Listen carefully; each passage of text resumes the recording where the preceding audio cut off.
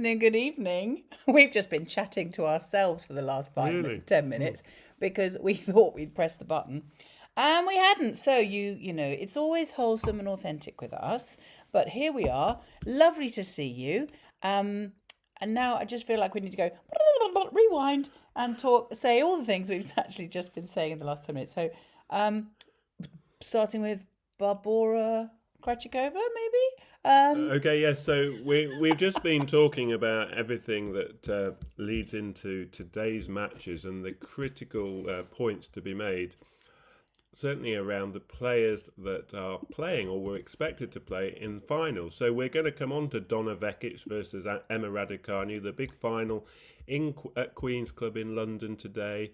And that has huge relevance and significance, as I'm sure lots of Alex fans realise by now.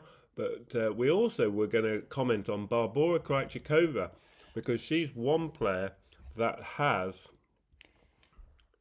I was just wondering whether maybe, unless you're going to repeat and repeat, we should wait until a few more people are in the room, because currently our usual huge number of people hasn't actually turned up, which we recognise that because because Alex isn't playing, we won't have as many people as usual, but it might be worth us. Otherwise, we're just going to have to repeat yourself lots of times.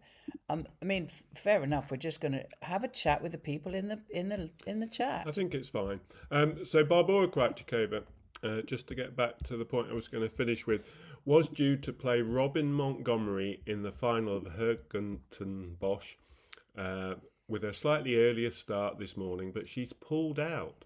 So having made the final, there's clearly something significant, because you would not pull out of a final. That's one match that you would be desperate to play. And she's reportedly she has pulled out. So Montgomery takes the win and the title, but she was a player ranked way down the rankings. So the tournament win, 250 points, means that will be good for her ranking, but she's not going to threaten the top 50. But Barbora Krejcikova entered today ranked 38 provisionally, and if she'd won the title, she would have overtaken Alex. But she's withdrawn, and she's still 49 points behind Alex Eala going into the last counting event next week. And she was due to go to Nottingham, which starts tomorrow in terms of the main draw. Now, she would need to win 2 matches now at Nottingham to potentially overtake Alex, having not played today's final. So she's a player that really needs to be monitored, because I would think, wouldn't you, Katie, that if you pulled out of a final today because of, I think, respiratory issues, yes, that it'd be very hard to recover and get on a plane or boat tonight to get to Nottingham for tomorrow. Well, it would be an unusual decision, I think, if I was either, obviously I wouldn't be the coach, if I was the player, I would be saying to them, well, why did you get me to leave the final with, and even if you're not interested in the money or the points, just the glory. I mean, there's no just about glory, is there? The glory of the final. Whereas, yes, the coaching team might say, well, you could get the same number of points from the first round in Nottingham, and you think, oh yes, but I've got to fly there in a hurry. I've got my upper respiratory issues, and I'd like the glory of the winning of the title better. Yeah. If I was going to have one of them. I did actually. We went to Wimbledon 2 years ago, and we spotted that Barbora Krejcikova in the first round was drawn against Veronika Kudermetova, and we went because it was first match on before the show courts got going. We went and sat on that court with some of her team waiting because the covers were on. It was rain, delayed start, and we chatted with one of her team for quite a long time. And just coincidentally, she had a great tournament and won that year, but she wasn't expecting it, and she told us a little bit about her difficulties that year with actually lung and respiratory issues, and she'd had some illness. We'd seen her in Madrid in the doubles that season earlier in May time, so only about 6 weeks prior to being at the side of the court at Wimbledon. And interestingly, Krejcikova played through some of her breathing difficulties, so she was nowhere near 100%. during 2024 in May time, and it wasn't obviously public knowledge. So that insight, a little insight there into Krejcikova, tells me that it's not a given that this is going to be an extended problem, like obviously an injury in terms of like a knee, a wrist type injury. This is a breathing difficulty, and it could be something that she tries to play next week, even though she wasn't able to play today. She might be type of thing that you need to recover, recover without physio, recover because like, I don't know, lying in bed and watching movies with a lot of good, keeping hydrated and, that type of recovering, not physio recovering. I don't know. Hey, I'm not a doctor. Anyone a doctor? Anyone tell us?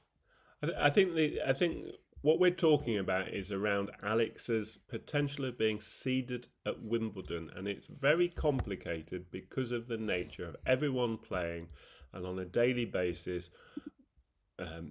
potential changes caused by, and we've just talked about injuries and withdrawals caused by gaining points on any given day by winning matches.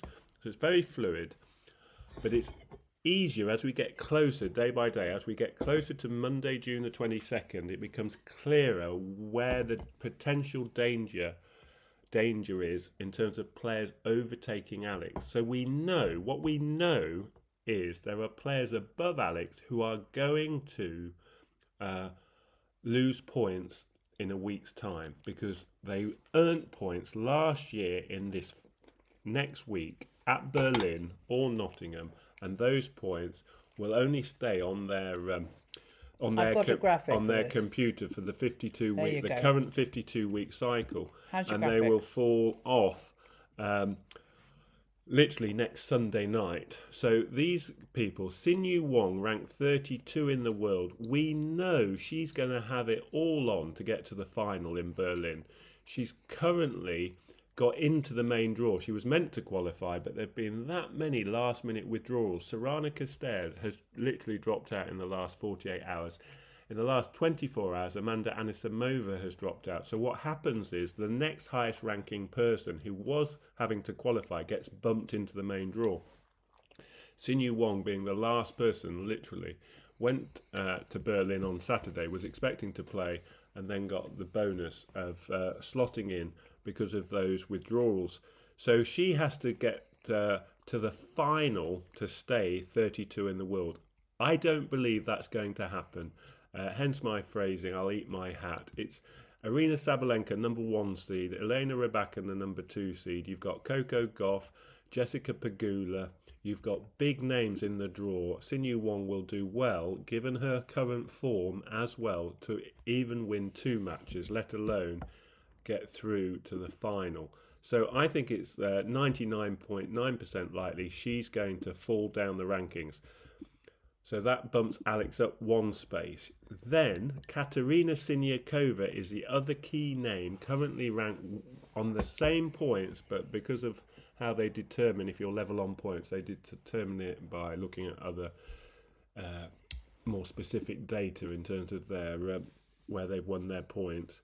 Siniakova is just based on those additional rules in terms of ranking position. She's currently ahead of Alex, but she has to match her result last year because she got 85 points in Berlin last year for reaching the last 16.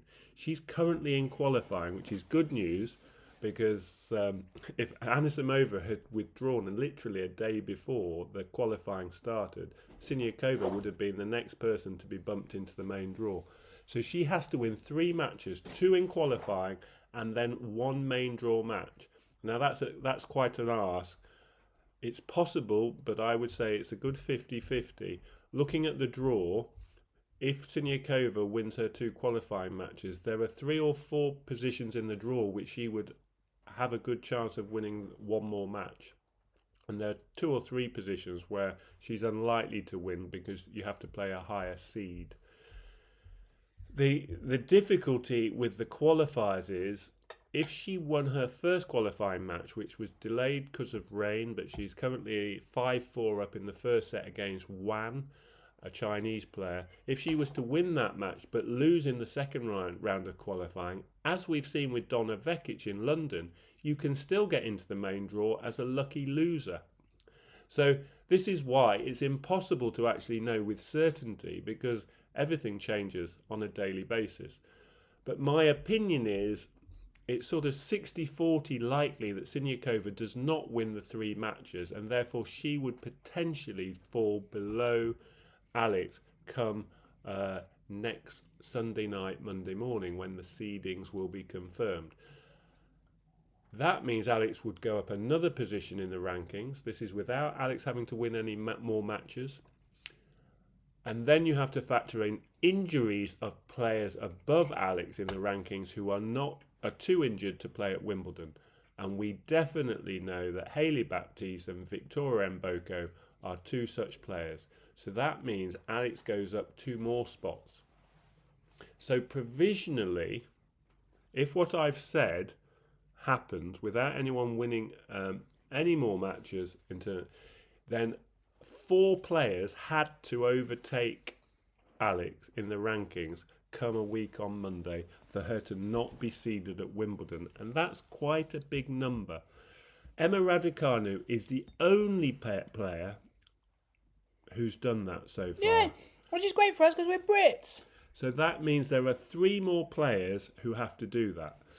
So this afternoon, we are all big Eala fans. Sorry. Yes, we're Eala fans. We're all big Emma Raducanu fans. Emma Raducanu, we want her to win. We want her to win because we're British. And we have some British fans, and some of them are even in the room. Hello, the running barista. Huh. And the lovely running barista wife.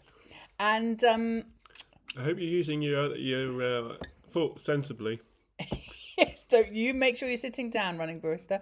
Anyway, so we are supporting Emma Raducanu today because she's British, because we want to support her, and because even though Vekic is a bit of an adopted Filipino, Tita Donna, and I had a lovely message from a Filipino guy this morning, one of our subscribers, who was telling me all about how the young, you're usually the word would not be Tita because she's younger than the people who are, the younger people, the ages are wrong for her to be Tita. She's 29. She's 29, and so the ages are wrong for her to be Tita Donna. But as it is, they've christened her that, so it's stuck, and that's what's happening. And so, Auntie Donna, it depends how you feel, how you feel really. But if you are an Eala fan, you are supporting Raducanu today. And because of all the reasons that Dan's told you. Yeah, we haven't spoken specifically about Donna Vekic yet, but she is potentially the second player after Emma Raducanu to overtake Alex in the rankings. So if Donna Vekic won today, and it's very much a 50-50 match, this is a very even matchup on grass, both players in good form, hence they've got to the final. But if Donna won today, she would be the second player of those 4 players, in my opinion, that would need to overtake Alex in the rankings. So that is obviously, if you're just purely hoping Alex gets seeded, which is important in the moment, but clearly Wimbledon will happen, and then we'll be on to the next big event, which is the US Open. So for me, it would be great if Alex could get seeded, but it's certainly not make or break in terms of her season or her career on the tennis court, because I'm confident that in a couple of months' time we'll have exactly the same conversations around the US Open, and I think Alex has got every chance to be seeded at the US Open because of the wins she's going to have on court between now and then.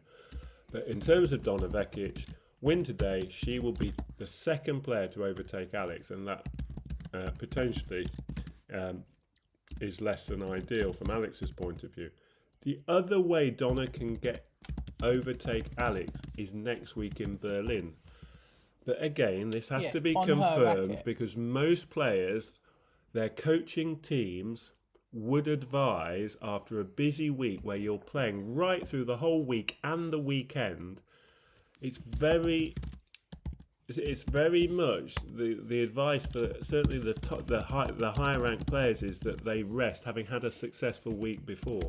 They wouldn't play straight off the bat, as it were, another week's tournament, having literally travelled overnight to the next venue. So Donna Vekic, win or lose today, is in that position because she's played a full week of tennis. She did qualifying.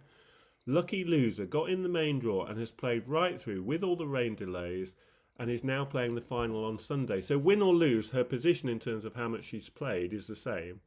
I suspect she may well not play in Berlin.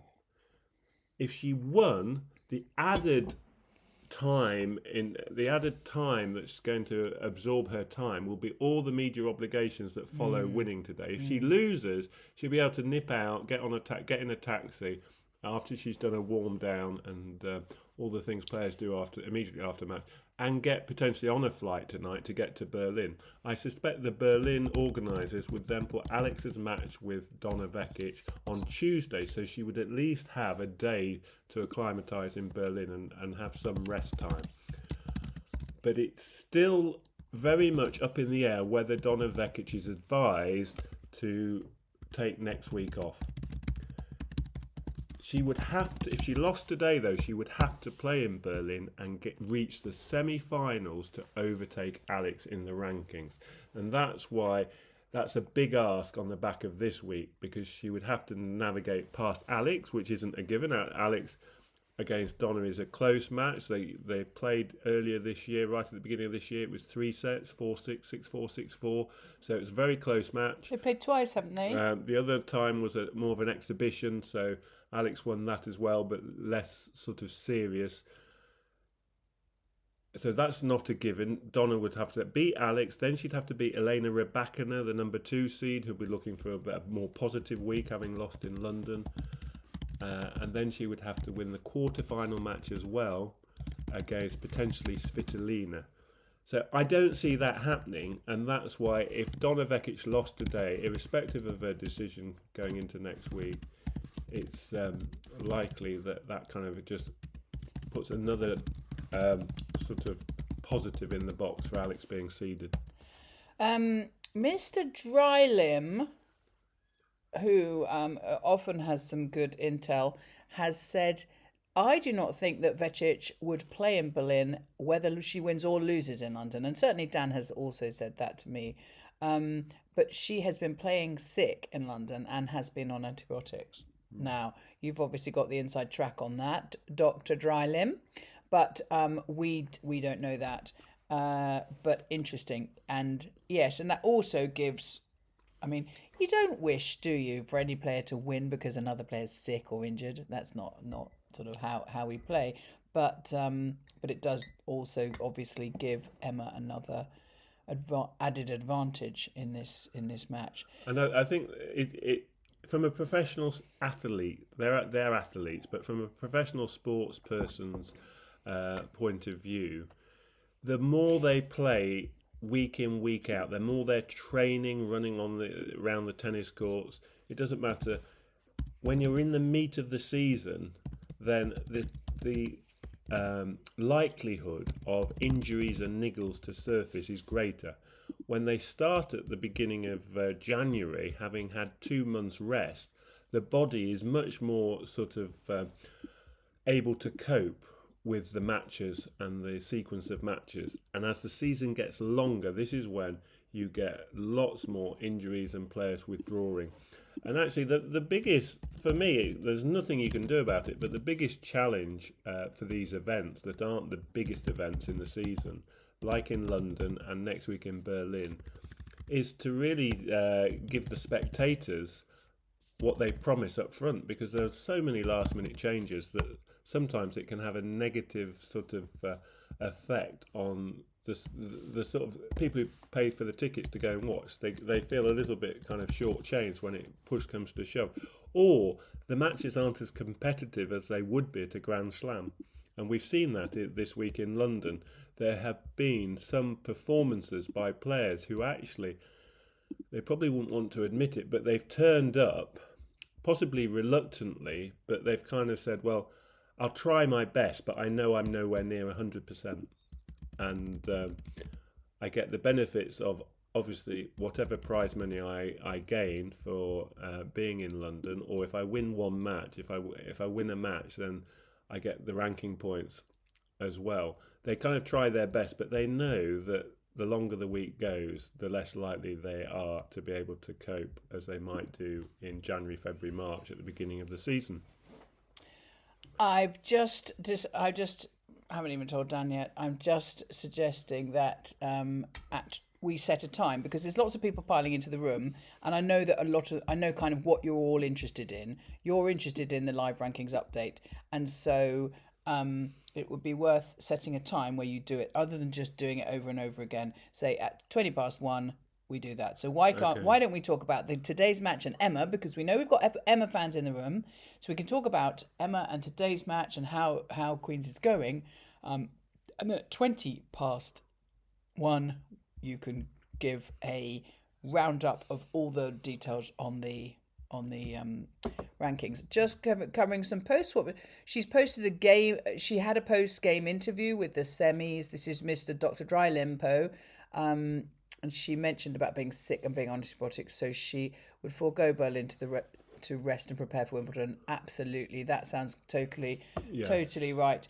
And well, bless her, because it's going to be awful for her today. I don't know how they get their bodies out onto the tennis court when they're not well. I really admire them. It's amazing. There's a lot of support in the back room as it were, and they try and get the players sort of nursed back onto the court, massages, and even tanks. They go into oxygen tanks, all kinds of things. But certainly in 2026, there's much more equipment available to the players than ever before. The important thing about Raducanu and Vekic, really, their best tennis this week has been really in their in the quarterfinal. In terms of Vekic, she beat Katie Bolter 6-1, 6-3. That was a really impressive. The semi-final. She beat Katie Bolter, didn't she, yesterday in the semi-final, 6-1, 6-3, and that was a really good performance from Donna Vekic. Some of her earlier rounds, Donna hasn't had a huge number of wins at the higher level. She's had some wins at 1-2-5 level, but she's really dropped down the rankings over the last 12 months. I think she was really in danger of falling outside the top 100 earlier in the season, but she slowly moved her way back inside the top 80, and then this week she's had this burst, and it was that performance. She beat Buskova in 2 close sets. She had a tough match against Pliskova, which was a 3-set match. A good grass court player though, Pliskova, runner-up at Wimbledon in living memory. So she's a very accomplished grass court player. So Vekic has had a couple of close wins, and having come through qualifying courtesy of that lucky loser, which means she lost in qualifying, then I think her confidence has grown. And that last match against Katie Bolter was really her demonstrating her best grass court tennis, which she has done and achieved in her career. So Vekic has been to the semi-finals at Wimbledon. So she's a very competent, more than competent, a very accomplished grass court player. It's been confidence that's been missing. And I think that last match really showed that she's gone through different coaches. We sat with Pam Shriver and saw Donna Vekic at Wimbledon, and she was trying a new coach then. That's going back 3 summers. Summer 2023, we saw Donna Vekic, and Pam Shriver was in her coaching team, but she's just gone to a new coach, and an experienced coach. I think his name is Mike Russell, and that seems to be working for Donna Vekic this week. But it's her confidence. I think she just shifted gears with that win over Katie Bolter, because Bolter had come off the court the night before with the biggest win in her career, beating Elena Rybakina. So that was really good. Donna Vekic, big serve, and goes for her big ground stroke. She goes very much, she's the definition of first strike tennis. There will not be extended rallies from her point of view. That will not be her strategy. She will be looking to deliver her thunderbolt forehand, which is a very powerful ground stroke, at the earliest opportunity, and Raducanu will be wise to that, and I would think will try and avoid anything short on Donna's forehand side. Vekic sometimes tires the longer the match goes, so expect her to start fast. But sometimes Vekic is prone to fading a bit, especially if it went to a third set. So Vekic will definitely be on the front foot, especially if she's not feeling great. She will be looking to keep the points short. I think it's a bit of a shame for Raducanu to win this big thing for her, because she's not been on a winning streak recently, and because it's in front of a home crowd and in a place that she knows and loves.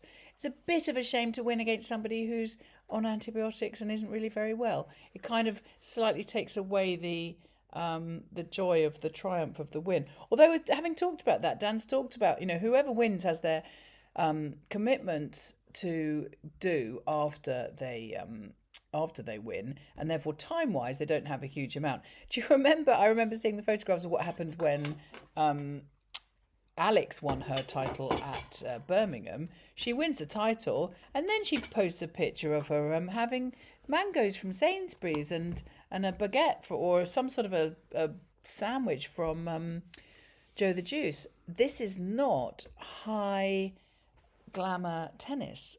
Well, it's not a high glamour life, I think. We sometimes think that they have this wonderful, exciting life, which they do, and it's certainly very different to ours.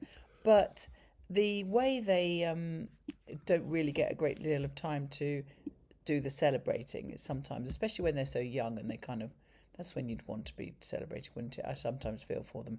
Right, I said at 20 past you would do the update, so everyone, get your pens and pencils out, get your brains thinking. We're going to give you 5 minutes, Dan. I'm going to give you 5 minutes, because then we're going to have to go over to the tennis, aren't we? I'm going to give you 5 minutes, or maybe 7, on the rankings. And for that, I'm going to put up the current rankings photograph. So you will be tested on this afterwards, so please concentrate. Okay, so I'm going to do it in reverse for those who've been with me for a while and heard me talking it from sort of a different sequence. So I'm going to start from the most unlikely player to overtake Alex is the potential winner in Nottingham next week. This is the biggest unknown because Nottingham hasn't started, but it's a WTA 250 event. If any player who's playing Nottingham is currently ranked close enough to Alex, whereby winning that event will catapult them above Alex, they are a potential danger. And their players ranked roughly 36 to 43 in the world. Now, you can't see all these players listed, but they're the likes of Jacqueline Christian, Marie Sakkari, and Janice Chen. McCartney Kessler. Those 4 are ranked close enough to Alex, and they are in Nottingham. They're in the draw. Now, if any one of those 4 won Nottingham, they could overtake Alex and be one of 4 players to push her out of a seeding. But all 4 players have to overtake Alex in the next 7 days, because the seeding cut-off date for Wimbledon is June the 22nd. Now, only one of those 4 players I've just named can win Nottingham. The number 1 seed is Iva Jovic. Well, we tried that yesterday to see if one of Alex's besties would do Alex a favour by beating Raducanu. Iva Jovic didn't manage it in London, so I'm not going to put that pressure on her. I'm sure she was listening to us the last week. It probably put her off again. But there are higher ranked players who are playing in Nottingham. Emma Raducanu has chosen, whether she sticks to it, but she's gone and moved her original schedule from Berlin to Nottingham. She's staying in England next week. And as it stands, she's got a wild card for Nottingham. She's in the draw. So Raducanu could win Nottingham. That would prevent any of those 4 players winning Nottingham. Now, the reason you can't go any further down in the rankings after McCartney Kessler is their points total is simply too low. So even if they got 250 points and added it to their current score, it wouldn't overtake Alex's total of 1,422 points. But so that is a potential person can't name them. It's one of 4 or 5 players. The good news is, looking at those names on the board, Ostapenko, who was entered in the into Nottingham, has chosen not to play now next week, so she can't improve on her points total. So that's taken Ostapenko out of it. Samsonova can only improve her ranking position if she got to the final in Berlin. Well, Samsonova's lost 10, that's right, 10 first round matches. Virtually 2/3, if not 75% of the tournaments this year that Samsonova has played, she's lost in the opening round. She's won very few matches. I would eat more than one hat if Samsonova got to the final in Berlin. It's not going to happen. So she's going to drop down the rankings. Buxa, the name you can see next to number 35 in the world, is unfortunately injured. She's not fulfilling her Nottingham entry. So she's not going to Nottingham. I doubt she'll play Wimbledon, but it's regardless, we wish her well, but she's not going to affect Alex. So now we come on to the last name you can see there, Barbora Krejcikova, 1,373 points, 49 points behind Alex. This was the next player I was worried about, but she pulled out of the final this morning. So her points total could not go to 1,460 if she'd won the final today. She stays on 1,373 points, 49 points behind Alex, going into the last counting week. And she's in the Nottingham draw, but bearing in mind she's pulled out today, it's going to be very unlikely that she gets on a plane or a boat and goes over to Nottingham to fulfill that entry. I suspect she will withdraw and someone else will go into that draw, which means she can't improve on her ranking and she'll stay below Alex. If she did do what would be a surprise and play in the next 24, 48 hours, despite withdrawing from a final today, that would be a surprise in my mind. But if she does fulfill her commitment in Nottingham, she has to win 2 matches to get the... she would get 54 points and rise above Alex by just a few points. And so she remains a threat, but I think if I feel like my tennis instinct is she's unlikely to play. So when we look at the other names around Alex just above her, the only name that's overtaken Alex and is guaranteed to stay above her now is Emma Raducanu. I say guaranteed. Alex could go and win in Berlin. That would change things. But being sensible about it, I'm just being sensible about it, Emma Raducanu will stay above Alex in the rankings. So there needs to be 3 people to stay above her. Now, Sinyu Wong in 32, in the 32nd spot, will fall below Alex come the seeding cutoff, because this time next week, Sunday night, Monday morning, when we're waking up, all the points that they earned this time last year in Berlin fall off. And for Sinyu Wong, she got to the final. She has 300 odd points that will fall off. So she will drop to a total of 1,120 points or thereabouts, plus anything she manages to win back this week. Well, again, Sabalenka is the number 1 seed, Raducanu's the number 2 seed, Coco Gauff's in the draw, Jessica Pegula's in the draw, Elena Svitolina's in the draw. I could go on, but it's a very strong field. Sinyu Wong, again, not in great form, is not going to get to the final in Berlin. Can I give you time now, Dan? Time? Right, we've done it. We've covered the rankings, and it's now 1:27. So I hadn't finished, by the way. You hadn't finished? Can I give you 30 seconds more? Yeah, very quickly. Okay, 30 seconds.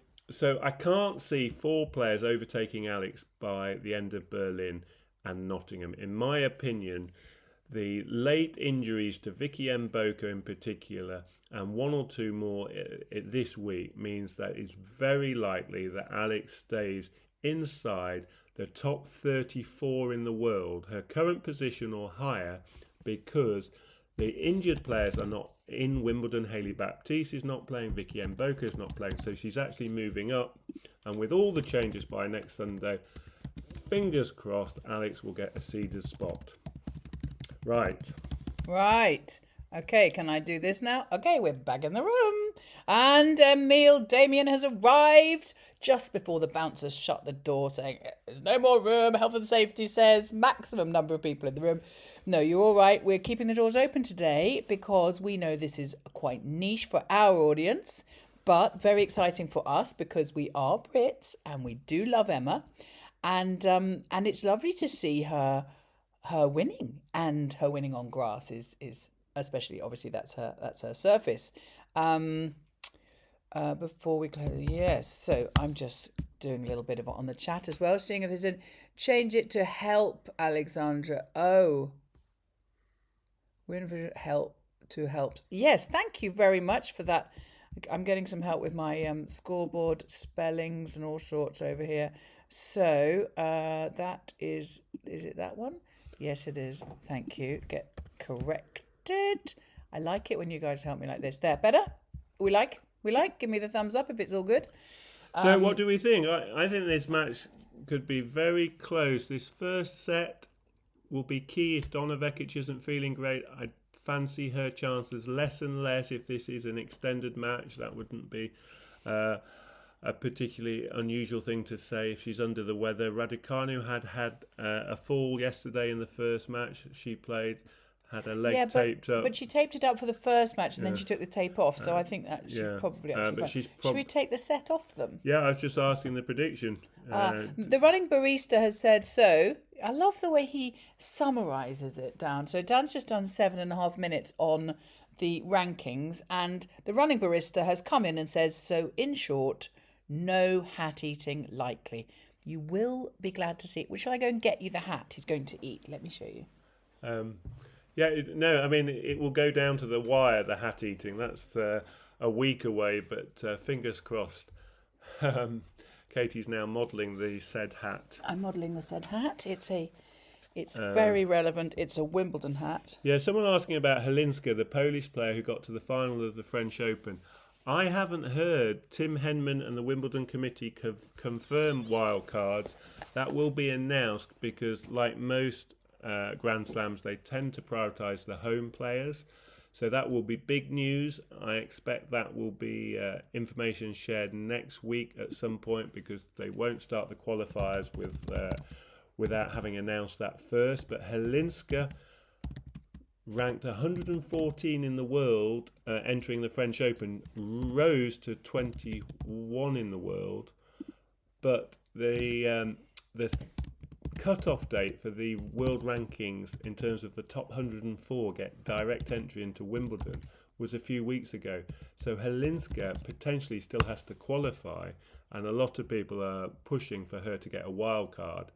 But being Polish, she would have to potentially bump out a Brit who would have otherwise got a wild card. So that's going to be a Tim Henman and the committee's decision in the next few days. Yes, and that will be quite exciting. So, guys, obviously, you know, I always do my little bit of so lovely to see so many of you in the room. I mean, not as many as normal for our Eala matches, but you are very welcome, and we're delighted that some of you are coming into the tennis world from the Eala fan world, and we love both. But it's really great when we can help people come along across to the tennis fan world. And so please subscribe if you're in the room and you haven't subscribed, and or ask questions. And Coach Dan will, as you can hear, you know, he answers things that people ask. And we're very excited. We're looking at the screen now. I know that you guys are looking on the on your screens too. You're probably seeing the same pictures as we are. And we're looking at a very full, very English. It's a sunny day in London. It's perfect Pimm's weather. And Emma's coming out being led by the hat. By that? No, not by a help of the hand. By a little mini Emma. What is she, about 8? A little 8-year-old. Even younger than that. It's an opportunity, though, Katie, for you to do a little bit of fashion about new brands, because Donna Vekic looks like she's sponsored by Yonex, one of your favourite brands, and Emma, of course, has moved across to Uniqlo. So do you want to talk about the players' fashions today? Well, you see, I really like the Nike, all the things Nike are doing at the moment. I think they're just fabulous. Some of them are specifically for Emma, Alex, and some of them are for everybody else. I am with Alex in terms of what I don't like to be as sort of in a uniform, so I'd always want to wear my own clothes that are made just for me. If I was Nike, if I was working with Nike, and I think they do that quite a lot for her, which is great.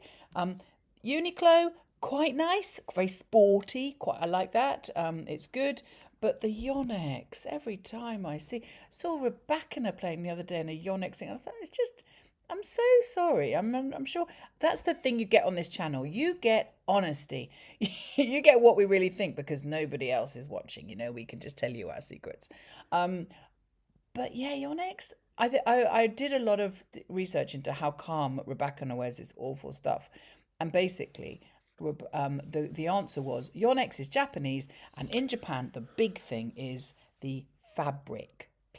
Actually, good news. I think I think Donna just uses Yonex tennis rackets, and she's sensible enough to actually possibly have Wilson as her clothing sponsor. Okay. It needs to be confirmed. It's difficult to see a logo on Donna's kit, but I think having had Donna, let's call her. Second look, I think she's possibly got a mixture of sponsors. And Raducanu's got the bandage strapping on her thigh again. Raducanu is Canadian, right? Is that a joke? Could she put you? No, Raducanu is British. Thank you. We'll be claiming her. Her mum is Chinese and dad is Romanian. I'm just going to check that in case you're not able to hear us. She's British. Let's go. Oh, is that going to go on there? Yeah.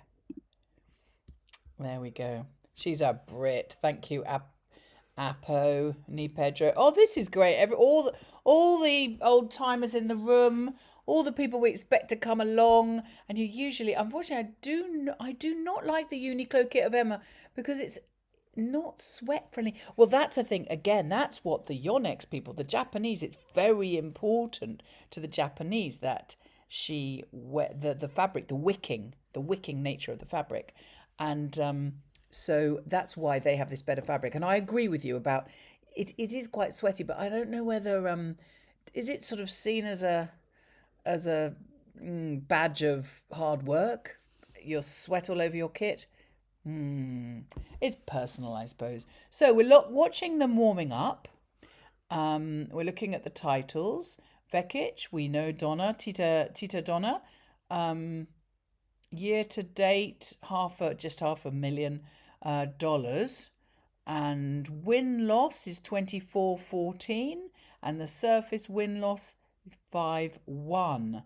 Route to the final, she's beaten Bolter, she's beaten Pliskova, she's beaten Buskova, and she's beaten, easy for me to say, the Brit Stos Jalovic. I'm going to have to learn that name, aren't She's I? taking over from me, look.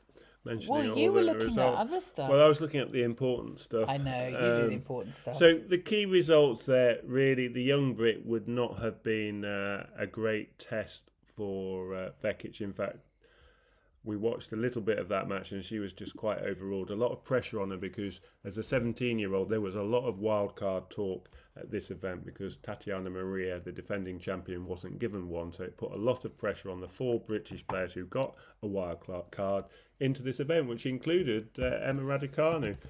So it paid off for Katie Bolter and Emma Raducanu, but the young Brit, Mika Stojslavjevic, couldn't cope, and Donna won that fairly easily. The Buskova match, Donna Vekic was very dominant. Buskova not a grass court player, Vekic much more proven on grass. I expected Vekic to win that. She was 5-2 up in the first set and then 6-2 up in the tiebreak. And she had something like 7 set points, and it took a real struggle to win that first set in a tiebreak, despite dominating it. But that was a big and important tiebreak because since then she's really got more and more comfortable on the grass and raced through her semi-final against Katie Bolter. As I said, she has really good grass court form. I said she got to the semi-finals of Wimbledon. I'm going to just confirm what year that was. But she's had some excellent form on grass. And if she plays her best tennis, she can beat Raducanu today. but it's very much a question of if. She's very much a hot and cold player. She can make unforced errors. You'll see her go for her big forehand, as I've said. You'll see her go for big serves, even on second serve. These are both players who rely heavily on their first strike. They're trying to get control of the point, and they like to hit big, both on their first serve and their first ground stroke. And I don't expect too much finesse. I think Raducanu might play some drop shots, but Vekic has a good drop shot. She'll certainly play a backhand drop shot a lot, Vekic, especially as she tires. So look out for that. When these players are tired, the first sign of that is an increased number of drop shots, and they're trying to keep the points shorter and saying, I'm fed up of rallying from the back of the court. So I think it will be a very important first set. I think whoever wins the first set is very likely to go on and win the match. But I'm hoping Vekic really turns up, because I want to see Raducanu tested. Emma's had a really good week, but I'm not sure this event has been, from the whole field's perspective, an event where everyone has been as hungry and as intense as they might have been if it had been played earlier in the season when everyone was 100% fit, or if it was a Grand Slam title. Some of the players have been, as we've said, injured or off colour, or not really at it, as I would say. And we saw that probably highlighted by Anisimova, who's now withdrawn from Berlin, clearly not great. Castella, who played Raducanu, has withdrawn from Berlin, clearly not 100%. So you have to accept that some of Emma's wins have not been maybe as strong a performance as if the opponent had been on their top form. But today I'm hoping Donna Vekic is on top form, so we can see where Emma's game is at. I was disappointed that Jovic didn't play anywhere near like she could and did against Alex. So Jovic was struggled yesterday. So here we go. Match is about to start. Let's hope both players play really well, and this first set is going to be key. And it's Donna Vekic who's going to start from this near end serving. And we will talk about the things that are going on in the chat when they change ends, because they are interesting questions. And but let's watch the match. So Emma's return goes long. First point has taken place. Good first serve from Vekic. Raducanu goes long. First point of the match to Donna Vekic. And we'll see Donna's first serve winning a lot of points today. If those first 2 points are anything to go by, she has a very good first serve. And if you're interested in the speed and you actually see the pictures, the speed gun highlights the speed of serve. It's just to the right or left of the ball boy, ball girl in the corners of the court. And that serve there, well found, 112 miles an hour, just sort of giving you precise details on how fast Donna is serving. So for Alex fans, Donna Vekic is serving 10 miles an hour faster than Alex's good first serve, just to give you a comparison there. And we'll see when Emma comes this end, we'll see how fast her first serves are in comparison as well. So 40 love, good start, all the work being done with her first serve, but she's just missed her first serve on this fourth point, and now we'll see what she does with the second serve. Goes to the Raducanu backhand, back down the middle from Raducanu, now into backhands cross court, both right-handed players, so they're going to trade ground strokes corner to corner until one of them presses the button, as I say, and looks to hit that devastating down the line shot, which will more than often win the point or give them the control of the point. And it's Raducanu's forehand down the line in the first extended point of the match that does all the damage, and she finds that perfect shot down the line and it wins the point. And you'll see that pattern happen a lot of trading ground strokes across court, and then who's going to go first for the pull the trigger and go down the line. Vekic though wins the first game, holds serve by making 4 out of 5 first serves. Well played, Donna Vekic. Very good. Gosh, that was very quick. So a little bit of chat down here about there's discussion over whether Guadalajara is going from a 125 to a 500 this year, and a little. I'm not going to ask Coach Dan because I feel like I'm putting him on the line. He'll come out and tell me if he knows for sure. But tennis, in my experience, is certainly the last 6 months of getting really into the nuts and bolts of it. The management of tennis and the planning of tennis seems to be lastminute.com. It seems to be that we just don't find things out until the very end, or possibly they don't decide until the very end, because there are so many, a bit like the last few days with all these updates for the rankings. It's like chess. And also there are lots of rules and regulations in the huge dusty books which nobody else reads except for the WTA. So I suspect they haven't decided yet. A bit like I'd love to buy tickets for the Manila Open, and I don't know when it is or anything else about it. I'm not blaming the Manila Open. You probably can't buy tickets for the Aussie Open. It's all a little bit last minute. Okay, I'll come back to that question. Raducanu now serving from the near end. She's just missed her first serve. Second serve, and there, Vekic straight away on the forehand. That's her big shot. That's her dangerous shot, and she gets control of the first point and eventually forces the error. Second serves will be pounced on. Vekic will be looking to do what I've already spoken about, getting her forehand into play. There's Andrew Richardson, childhood tennis player with Dan, Coach Dan.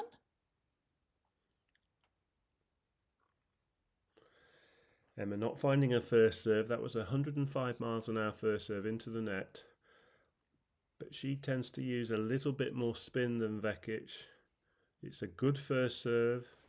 And she, like a lot of the younger players on tour, is developing a second serve which has a little bit more pace. She'll sometimes go for more pace on the second serve. At that time, she elected to get it in, and there's absolutely no surprises here. Vekic bang on the forehand once, and then bang with the winner for a second forehand. Love 30.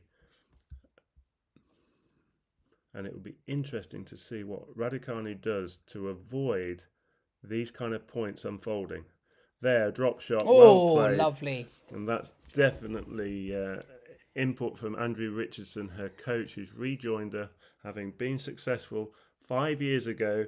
Emma, only known to her and her family, decided to try 6, 7, 8, 9 other coaches since 2021. As soon as she won the US Open, Andrew Richardson was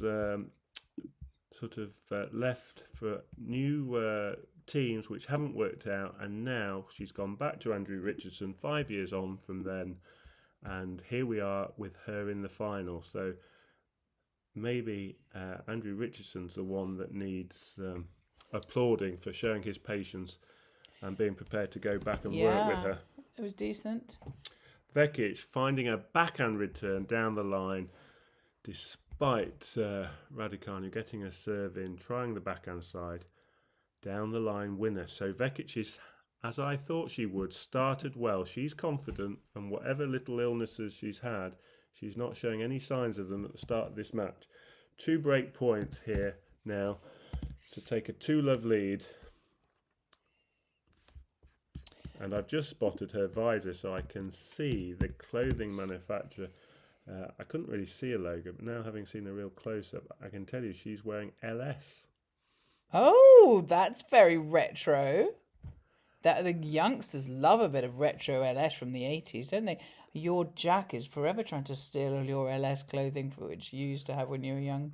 Now this is really going to be, if Vekic keeps this form up, having she's hit more winners in 2 games than some of the players have hit in an entire match, but she's just blitzed it again, won that Raducanu service game. She has the early break. She's 2-love ahead, playing brilliantly, and from Emma Raducanu's point of view, she's going to have to find her game quickly, otherwise this first set can run away.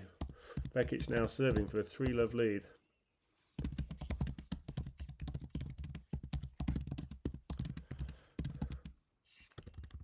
And I do like Vekic's brave way of playing. Another first serve there. 2 first serves. She didn't hit her first serve into court, but her second serve was in effect a repeat first serve. I like that play. It's a brave play, but it wins points, and possibly on statistical evidence is as successful, if not more successful, than just opting to play a slower paced second serve. Let's see what she does on this second point with her second serve. 99 miles an hour second serve. Very, very attacking second serve. Now they're into a backhand exchange before Vekic goes long on the backhand side. Oh no, it was caught at the back edge of the line. Great I did think shot. it looked very close. I was a bit premature thinking that was out. Vekic is on fire. Right on the back of it. Particularly, I mean, if she's on antibiotics, I don't know, she's got a whole different biology to me. If I'm on antibiotics, I can't drag myself out of bed. Yeah, this is too good. This is too good at the moment for Raducanu. And as I suggested, some of her matches this week have been not as competitive in terms of the opponent's level of tennis as you might expect at this level of tournament. So that's not Emma Raducanu's fault. It's just being honest about her opponents maybe not being 100%. Whereas for me, in terms of her tennis, this is a serious opponent today. She's playing a very high standard. And if she keeps this up for an hour, then Vekic is going to win this match. It's how long she can keep it up for. Right. First error there, real error of note. Vekic going long with her forehand. But as I said, she's a bit like Raducanu. Both these players really have got the addition of a new main coach in their teams. And they've had this fresh new approach. And it's clearly paying dividends for both of them. And Vekic is going to win the third game. And she does close that game out. And her serve is doing a lot of the damage. Coach Dan, I'm being asked, I think I'm right in saying that whatever happens, Alex doesn't have to qualify for Wimbledon. She doesn't have to qualify. So I'm being asked by Kucic, how come she thought that all of this, thought that all of this hoo-ha about whether Alex is seeded at Wimbledon is whether she's qualifying. She says, I want her to qualify. So I'm saying either way she doesn't have to qualify, but I said you'd explain why not. Yes, so the world rankings is updated every time there's a result on a court in a professional tournament, regardless of whether it's a very minor event or at the highest level. And the rankings go way down below 1,000. Now, there are set dates for the big tournaments. So Wimbledon will have established a set date, which I'm going to say was in the first week of June. But roughly in the first week of June, they look at the world rankings as of a set date, and the top 104 players in the world rankings on that date get into the main draw of Wimbledon. And Alex was well inside the top 104. She would have been ranked 37, 38 on that date, or thereabouts. But the seeding cut-off date, where they seed 32 players from the number 1 seed all the way down to the number 32 seed, is a different date. That's June the 22nd, and that's the seedings cut-off date. And that's important because those players have protection in the draw. They are positioned in the draw whereby they will not meet another seed until round 3. If you're not seeded, then you could draw anybody in the draw from round 1. So if Alex wasn't seeded at Wimbledon, then she could draw the defending champion like she did last year. She could draw Arina Sabalenka or any of the other seeds. So that's why it's an advantage to be seeded. Second serve for Alex. So we go back. Sorry, Emma. We go back to the final today, and Raducanu now trying to get her first game on the board. She's love 3 serving, and she's not settled at all. And she misses a short backhand, tries to slice it into the net, and this is a bit of a shock to the system for Raducanu. She is capable of some excellent tennis on fast court. She won the US Open, as we all know, 5 years ago. That's a fast, hard court. She's had some really good performances on grass. Last year at Wimbledon, she beat von Drusever, who's won Wimbledon. She pushed Sabalenka in the third round at Wimbledon last summer. She's very capable on fast surfaces. What Emma is not great at, though, is the qualities that Alex has shown, which is the battling qualities. The qualities when you're behind, coming back from behind. Emma's very much a front runner. She likes to win like she has been doing this week. And in the US Open, the year she won matches in straight sets. In fact, she won 10 matches in a row from qualifying right through to the final. At the US Open she won, and she won every match in straight sets. It's no coincidence she's done the same this week to get to the final. She's not a player that enjoys long battles, 3-set matches. Her best tennis is when she's a front runner, and Vekic will be aware of that.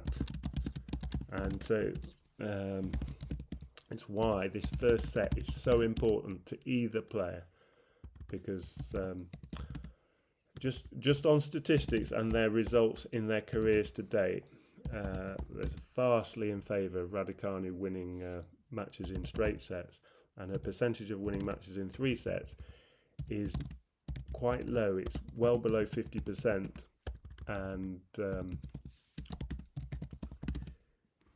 it doesn't mean she can't win in 3 sets, but it's definitely worthy of note as Vekic goes long with her return. This game is racing by. These are not long points. This is why these games are racing by. 30 all now. A couple of errors from Raducanu's racket, and now Vekic has responded. So quite an important game. Raducanu will not settle until she wins a game. Can she hold serve here? 30 all. She serves, trying to attack the Vekic backhand, going long down the middle. So second serve. Vekic was serving close to 100 mile an hour second serve. Let's see what Raducanu does here. She's gone long. That was 96 miles an hour. She was trying to put more pace on that second serve. Both players do attack on their second serves. It's a good tactic, I think, especially at this level. These players, they're not going to challenge the top players with weaker second serves. So they're doing the right thing, but it's Vekic now with another chance to break serve. And she makes that return. It's a good return. She'll go down the line with a backhand. What a shot that is. And she is hitting everything. Is that Nadal? Oh, sorry. She's hitting everything with precision and pace. It's a deadly combination. Her backhand down the line working there. And she's now 4-love in the lead. And this is pretty much, this first set is pretty much over. Raducanu would have to win this next game to have any hope of getting back into this first set. Vekic is just riding a wave at the moment this week. Very, very high quality tennis.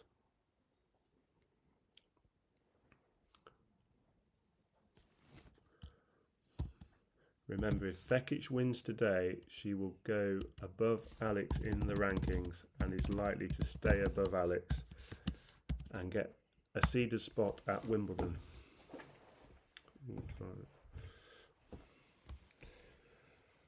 Emma's return goes long, first point of this game, and she's really not, apart from not settling, she's not really coping with Vekic's serve. Different ways to return.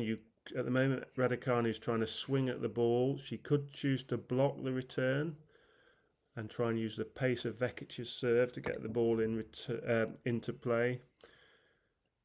But at the moment, she's trying to get a hit on her returns, and she's finding it hard to time it. But she's got her return in this time. They're playing an extended rally for once, and there, Raducanu getting on top, manoeuvring Vekic from side to side, and then putting the ball into the open court down Vekic's backhand side quite comfortably. After just a few shots there, Vekic struggling to stay in the point physically, and Raducanu, the much younger player, is the better mover. She's the much better mover. So Vekic, really, this is a bit like the hare and the tortoise in terms of Vekic has started like the hare in the race. Can Raducanu slow her down and extend these rallies? Emil Damien is saying that this would be the first set dropped by Raducanu this week. if it were so.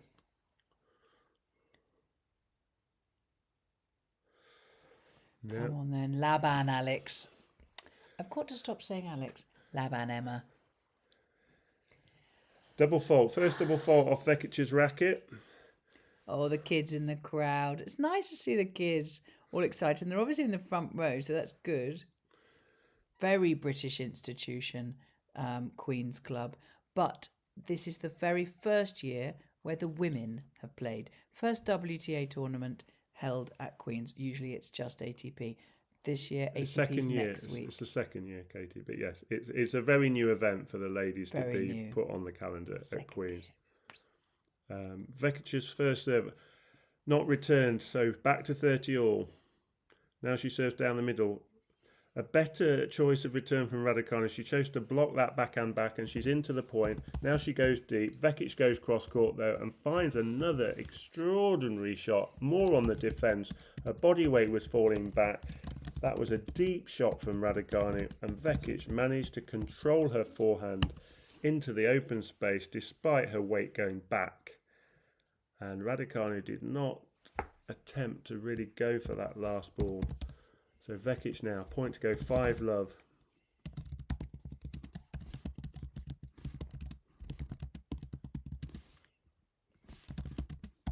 Taking her time. Second serve now. First serve into the net. Second serve. She goes big at the Raducanu forehand, and Raducanu was waiting for it, and she's managed to get that point back with a great forehand return. First close game from Raducanu's point of view. She has a chance now to get on the scoreboard, but it's Vekic serving,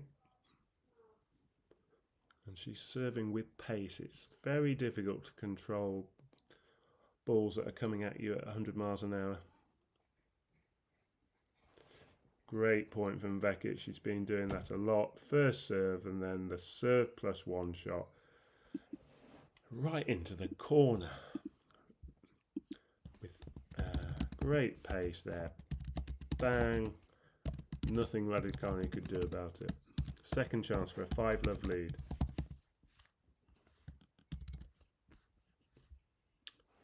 Vekic missing the odd ball, and that backhand goes into the net. And I would not be surprised if the middle of this match is different to the start of this match. I think it's going to be a lot more competitive, and eventually Raducanu will get on top. Vekic will fade.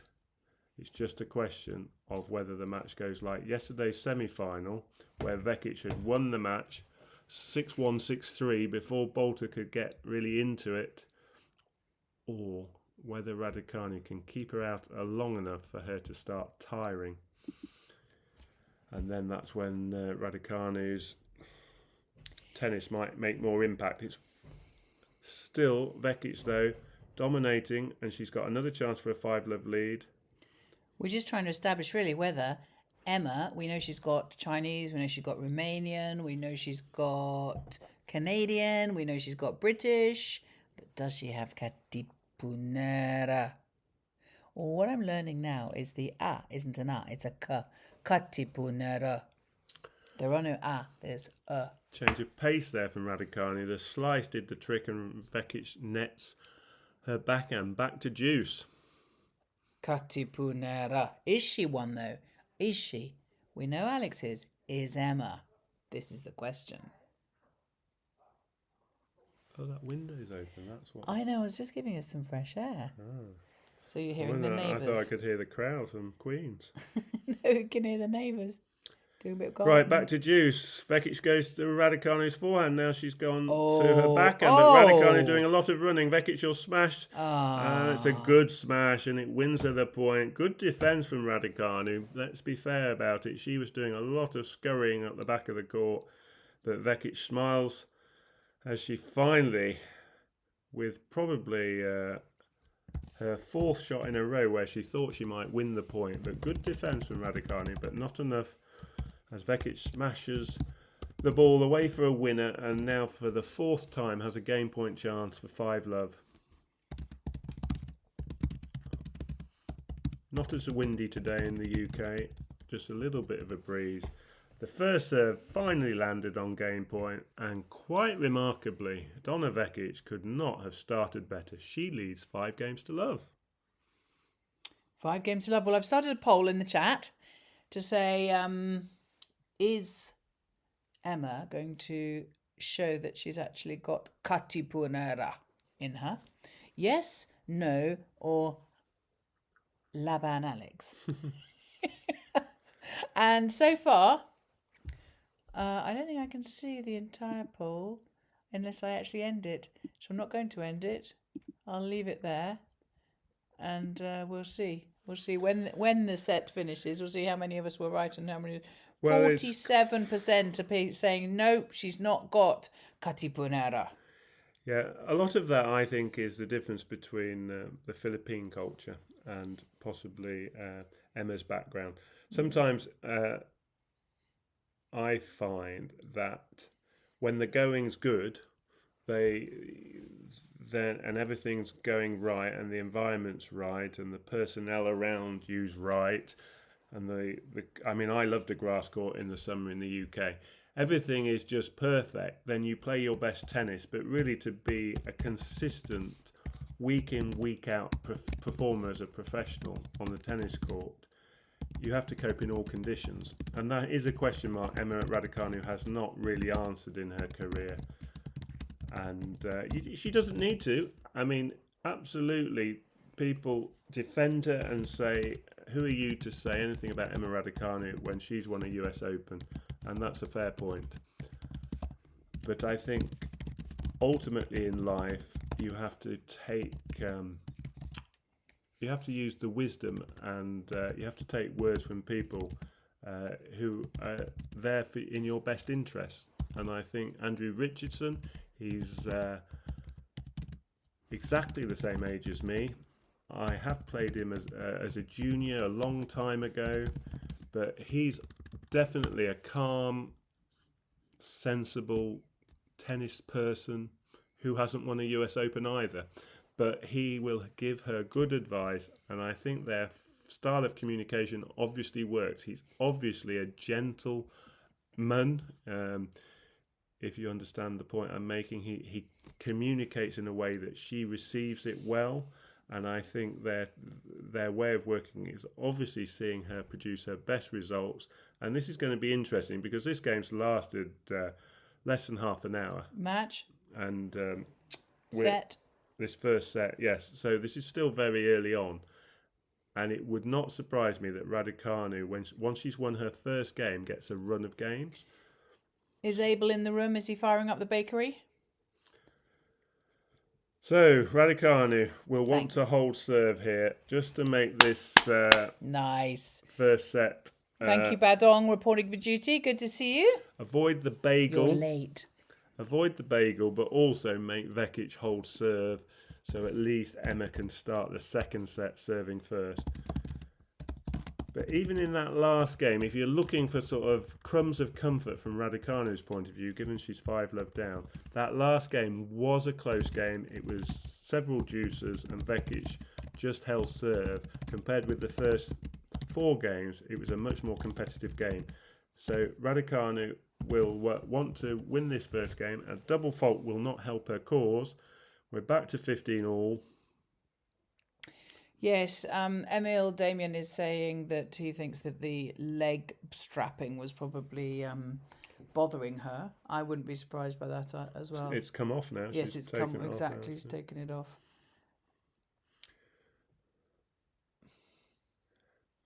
Right, I'm going to concentrate a bit more on this tennis because this is It's hard. important. It's hard when you're 5-love down to just sustain that clarity. The tennis brain will be working 10 to a dozen, and she'll be just preoccupied with trying to get this first game. She's not probably totally thinking clearly at the moment. But there we go. But she didn't run for that. That's sometimes other players see that. I would have run for that if I was playing, and I'm not. Yeah, if you were with me 40 minutes ago, I did say that's the drop shot. It's the backhand drop shot. Vekic plays that drop shot on the backhand side there, just drops the racket head under the ball, plays that slice, single-handed backhand. Normally she's playing double-handed backhand, then she just releases one hand and just comes under the ball. I knew that shot existed in her armoury. Emma Raducanu should have known and be waiting for it. As she will now, after seeing that shot for the first time in the match, she'll be aware of it now. 15-30.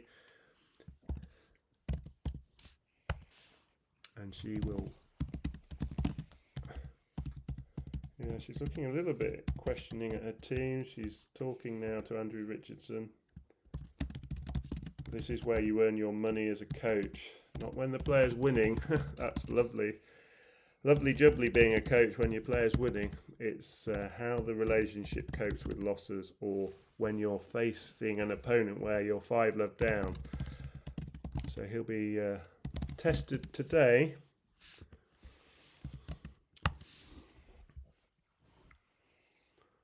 To start with, Emma Raducanu just needs to do the basics right, and she just needs to get some consistency. And if Vekic plays brilliantly, fair enough. Ooh. But at the moment, this game's not been great from Emma's point of view, because having had a close previous game, looking a little bit better.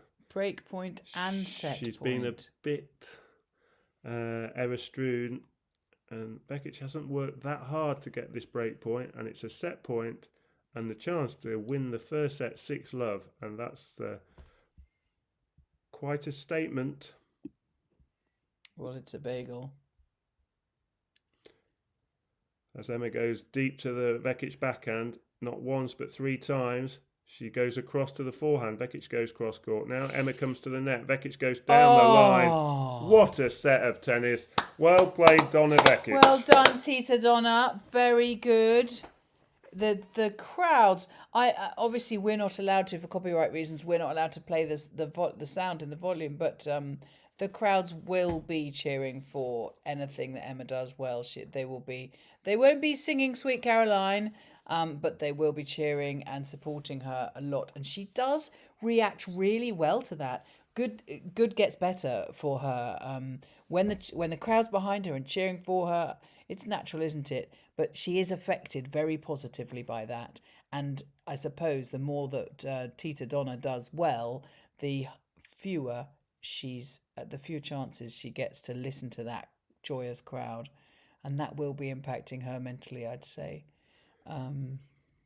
Yeah, I said I would just confirm. Vekic got to the semi-finals at Wimbledon in 2024, so the year after we saw her at Wimbledon, and she lost to Jasmine Paolini the year that Krejcikova won. And she was very close to winning that semi-final. It was 7-6 in the final set. So Paolini just getting the better of that match. But Vekic could easily have got to the Wimbledon final. So she has a pedigree on grass which is superior to Raducanu's. I've got the results of the poll. The answer was, will Emma come back like a Katupunara for the first set? 37% of you said no. 37% of you said Laban Alex, and 26% of you said yes. So you were right. Well done, Chalk Dust team. Very good. You can take yourselves to the top of the class. You were all correct. Now I know that we do love a bit of Tita, but we're supporting Emma here because we are British and because we know that supporting Emma helps Alex today. So, and anyone who's in the room, sitting around the edges in the shadows, want to join in, pop where you're from. I actually got my atlas and my pins delivered. I don't know where to put them. I'm going to need to put them on a board or something to pin in where you're watching from, because I love that you guys are from all over the world. Start of the second set. Vekic serving first. These next 2 or 3 games are going to be huge for Raducanu. Vekic will not lose this match if she gets into an early lead in this second set.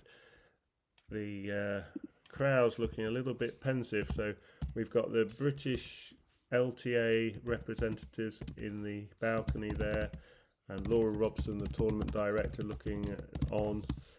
They'll all be hoping Emma wins today, and this is not the final they wanted. It's been a difficult week in the higher echelons of the LTA, and they really want Raducanu to put the story on Emma.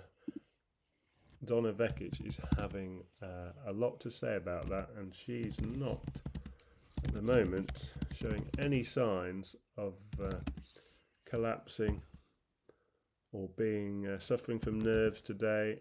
She's hardly missing. We've got New Zealand and the UAE. As another backhand goes right onto the baseline, Raducanu forced Raducanu into a short ball, and Vekic made no mistake. Down the line winner, 30 love up. And tennis is an unforgiving game in terms of the scoreboard when you're not able to win a game. It races by. 6 games can fly by. Somebody was asking in the chat when Alex will play in Berlin.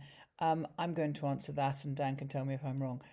If Vekic wins and doesn't pull out until late tonight, then the chances are they will kindly put, because we know it's Vekic Alex in the first round, they will kindly put her on Tuesday, because they know that it's going to be really tight for Vekic to get there otherwise.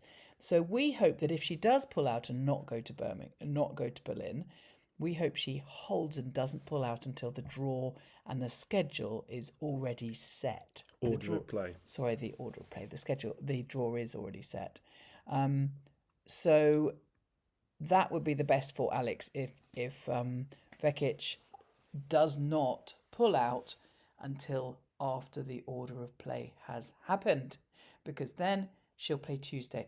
If she plays Monday, we have a slight issue because I've got a competitive match tomorrow morning, and I will be UK time busy till at least 1. But you guys can do it without me, and I know that Coach Dan will look after you. Vekic now 40-15. She closes out that first game, and that game was really helped by her second exquisite drop shot on the backhand side, which gave her a 30-love lead. And Raducanu has had more conversations over her shoulder with her coaching team, asking, how do I cope, what do I do? And she's looking a little bit forlorn. And this is the difficulty. How do you turn this match around? Well, for Emma Raducanu's point of view, she has to start by just slowing it down, taking her time. She's going too quickly for me in this position. You need to slow it down. You need to take your time. Try to stem the momentum. And she'll do that if she can just concentrate on getting her first serves in and just trying to remove basic errors from her racket. Making Vekic hit winners. So all she can do, get her first serve in and try and sustain length and keep the errors down, and see if Vekic can cope point after point. The more consistency Emma can find at this point, the more chance she'll stem the flow. And that's the first point, exactly what she's done. She's found a good first serve. Now she just needs to sustain and build some momentum here and do all these basics well for 5 or 10 minutes, and then take a view, because Vekic is running away with this match, but Emma hasn't helped her cause. She just needs to concentrate 1 point at a time, concentrate on the process, as they say.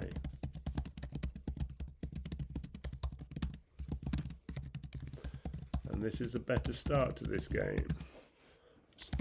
What professionals call, you just need to play solid tennis for 10 minutes. Try to forget everything. Try to forget the score. Just concentrate on 1 point at a time and playing each ball that comes her way. Which flavour? I've got some new flavours. Ding dongs. I think second set in our chalk dust world is ding dong set for good luck. But I've got a few different flavours here. And I've also got some barbecue boy bawang. So Which ones should I open? So 3 points from Emma Raducanu's racket. No mistakes. And lo and behold, she has 40 love. This is a moment in the match. She's serving. Chance to win her first game. So this could be the start of a comeback. Second serve now, 40 love up, and I suspect if you've got the sound on at courtside, you will hear a big cheer, ironic cheer. As could you put one headphone in so you could hear it? I say, we'll see the crowd reaction. That's I true. suspect Raducanu will ask for a little bit more love. Anyway, we've had a few let serves. It's still 40 love. Second serve.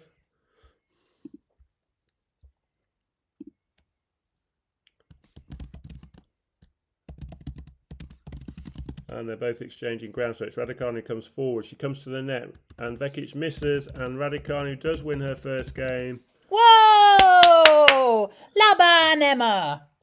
And the encouragement, there we have a few cheers and claps.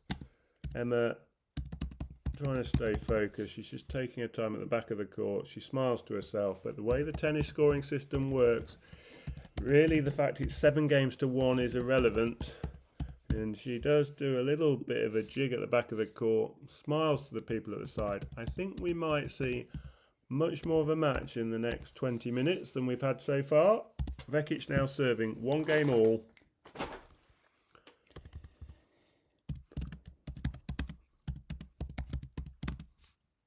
Doing a 1-minute poll.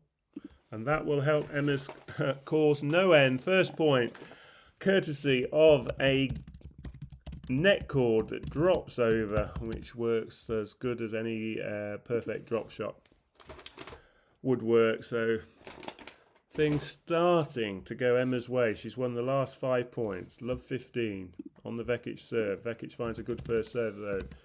Now she'll look to attack down the line. Emma guesses right. She goes cross court. Vekic goes wide. It's love 30. Raducanu doing well there to defend the position. And come on, Emma! Right, which snacks are we going to have to help her out? You're going to have to help me. I've done you a poll. Just a couple of minutes going on it. I want to see which ones to open because I've never tried any of them. The boy bawang, which is where we started in February, and then we went straight to the ding dongs and the ones we gave gave Alex herself, which were, you saw that photos, didn't you? good first serve. Yeah, they were those ding dongs. 15-30. They were there. Ending a run of 6 points for Emma there. Vekic finally finding a point to break that sequence. But this is Emma's first look at breaking serve in this second set. She only had 1 sniff in the first set. She's got a chance to force a break point for the first time. She managed to get to deuce in game 5 of the first set. This is now a realistic chance of a break of serve. Second serve from Vekic. Emma finds a good return. Vekic goes back to Raducanu's backhand. Raducanu Come on, Emma. Goes down the line with a forehand, and that's a winning shot. Yes, now Queens will be going mad now. And that's a good forehand down the line winner from Raducanu, and she's getting some momentum. She's on top at the start of this second set. She's got the momentum. She has to try and keep it now. And this match is being very quick, so this is not a long, grueling match. If this did go 3 sets, it would be early on in the second hour of play. And the unforced errors are coming in off Vekic's racket now, aren't they? Yeah, she's starting to miss, but she does fade. She's very much like a sprinter, trying to hang on and last for the duration of a 1,500-metre race. She does seem happier when she's at Queen's. When she's in England and watch on grass, she likes it, doesn't she? It suits her. I think she is very impacted by the fans around her, which is sort of not great for the grit. Second serve, Vekic serving. Last chance to break serve. Raducanu goes cross court. Vekic with a drop shot. Raducanu will get there. She plays deep to the backhand, but that's a missed opportunity. Really disappointing shot to retrieve that drop shot. She was on the drop shot in no time. She could have put that ball anywhere. She tried to put it right in the corner on Vekic's backhand side and went long. Well, it's an easy win for the poll. It's the boy bawangs, you've said. Okay, we'll do it. Dan likes the boy bawang as well. He doesn't like ding dongs, but just because he doesn't like nuts. So we're back to Juice. Vekic with a bit of an escape that last point, but she's missed her first serve. And that tends to happen. The longer a match goes, the service action will tire quicker than most other shots in the game, because it's a much more physical shot that you're doing repeatedly every other game when you're playing singles. But this is a long point. Vekic goes cross court. Slice backhand from Raducanu. Now she'll get a forehand. She goes to Vekic's forehand. Forehand cross court. Longest point of the match. Who's going to win it? It's Raducanu who wins the point. She's doing it! Vekic nets the last forehand. And this is really a point Emma has to convert. This is not a game she can afford to lose. This is very nice. Third break point chance. She'll be able to forget that previous break point if she can win this point. I better try one. It's good luck for Emma. They're very nice. Barbecue flavour. Nice. Yeah. Come on now. Alex. I mean, Dan even. Emma, maybe. No, I was thinking Dan is eating boy bawang, so that... So apart from gender and name, you weren't far off. I'm just too enthusiastic. I just shout anyone's name, really. But it's always Alex. Right. Second serve into court. Vekic goes into the net and she is frustrated. There we go. Raducanu gets a break of serve. There we go. This is turning into a real match, everyone. And the tide is turning.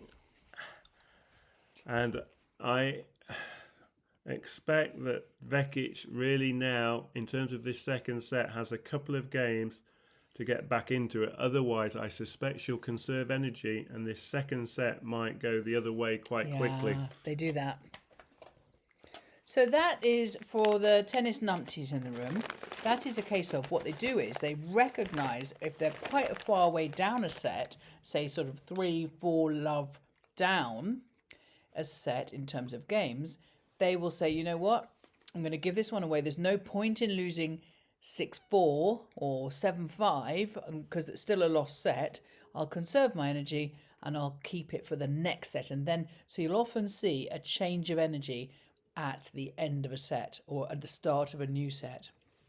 But yes, Tita Donna is certainly, I think so, she is probably getting a bit tired.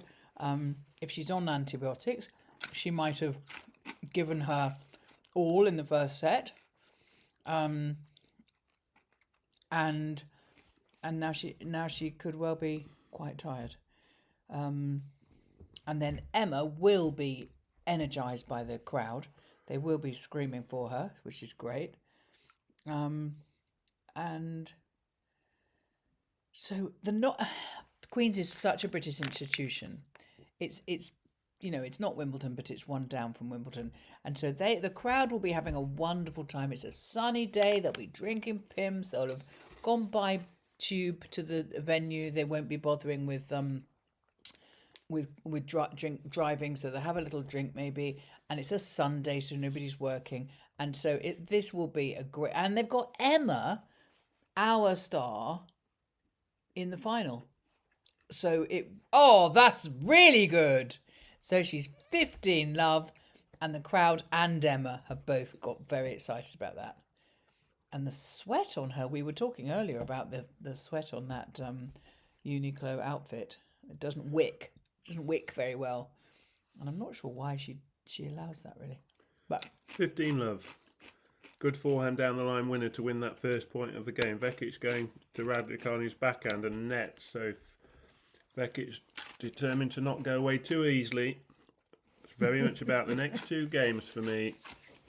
If Emma holds here and puts Vekic under pressure on her next service game, she will have broken the back of this second set. and we could be at 1-all very quickly. I hope you guys are crunching like I am, because you must be able to hear me crunching. I know Sister Maria can hear me crunching. Please subscribe if you're sitting in the shadows enjoying the show. It's lovely to see you all. Yes, JJ Cerner, a win here for Emma will help Alex. Yeah, it will mean Vekic cannot overtake Alex in the rankings tonight, which means she will have to play Berlin, and she would have to get to the semi-finals. So she would not only have to beat Alex, she'd have to beat Raducanu, and then whoever she played in the quarter-final.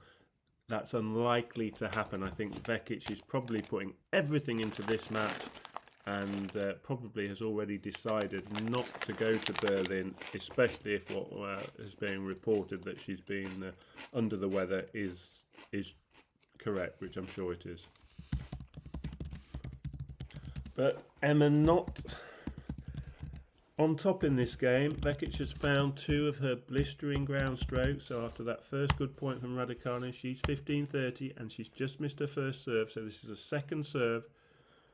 Both players consistently serving over 100-mile-an-hour first serves, but that was a 92-mile-an-hour second serve, but followed up with a great backhand down the line. Great shot, risk and reward. She's doing great. Took on the risk of going down the line, going over the higher part of the net at the edges of the net, where it rises slightly compared with the middle of the net. And she gets her reward there. It's the shortest distance between the 2 players going down the line for the ball to travel, and she finds that perfect shot, 30-all. I think I might crack open a lucky saint. For good luck. Big point. Little good net cord from Raducanu's point of view, and it puts Vekic off. Just caught the top of the net, and that slight change in pace on the ball and the flight. Vekic didn't cope with it and went long with her reply, 40-30. It's exciting, right? Yes, these swings in a match. It's kind of, you've forgotten that first set was won so convincingly. It's kind of irrelevant now, especially if Raducanu wins this second set. And there, another net cord, but not helping Vekic. It goes wide. Raducanu holds. She's now 3-1, and her whole body language is looking a bit more positive.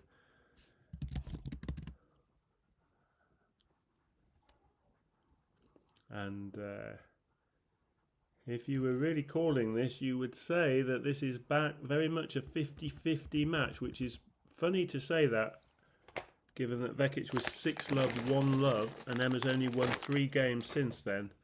But despite only winning 30% of the games, 3 out of 10 games played, the way the tennis scoring system works, Emma, you could argue, is right back in this match. It's the Bowangs. It's the barbecue boy Bowangs. And this is very much a level match. Vekic serving from the far end. A good first serve. She's still serving close to 110 miles an hour on her first serve. 93-mile-an-hour second serve. Lands in court, but her forehand goes long. And as some of you have said already, she's making errors now where she wasn't missing in the first set. And that's only aiding Emma's cause. Emma playing a little bit more consistent, making a few good shots herself now. And the combination of Vekic making a few more mistakes and Emma playing better has turned this match around. She gets to a drop shot, but she's not for the first time gone long. Gets to the drop shot. Another backhand drop shot from Vekic. She gets to it, and for the second time in the match, she pushes the ball long beyond the baseline to lose that third point. Vekic, 30-15 up, trying to close this gap to just 1 game. Serving 3-1 down. And finding her first serves, 40-15, and it looks like she will close the gap to just 1 game. Raducanu 3-1 ahead, but this is a point to reduce that deficit to 3-2.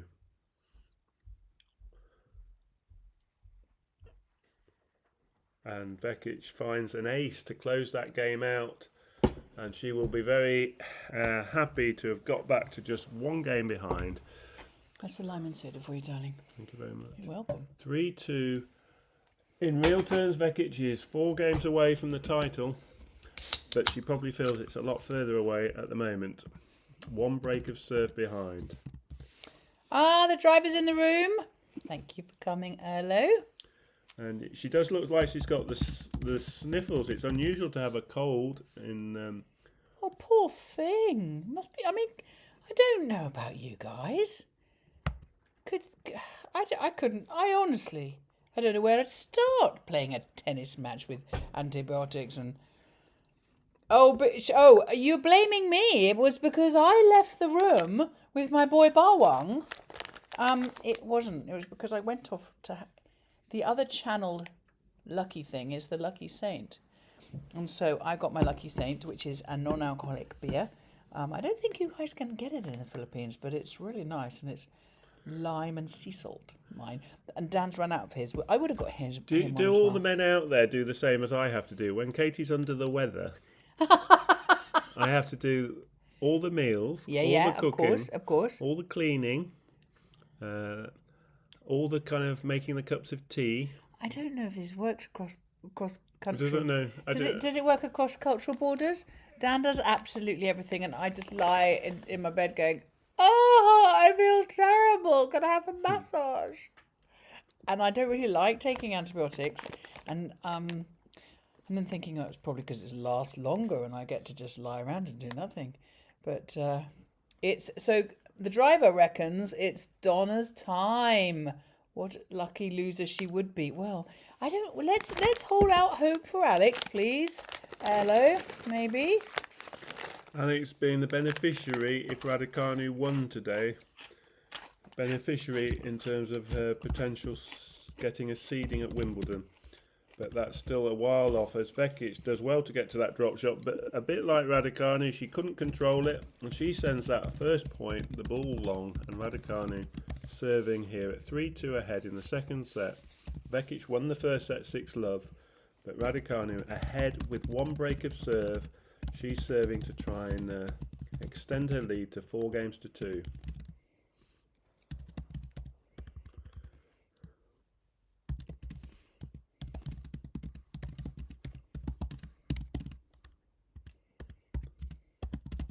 She serves into the body. Vekic short return. Raducanu goes down the line. Vekic goes to Raducanu, who's at the net, down the line. Oh, great angle. And 2 good volleys in succession from Raducanu's racket. And she finds the cross-court winner. Vekic just a little shake of the head.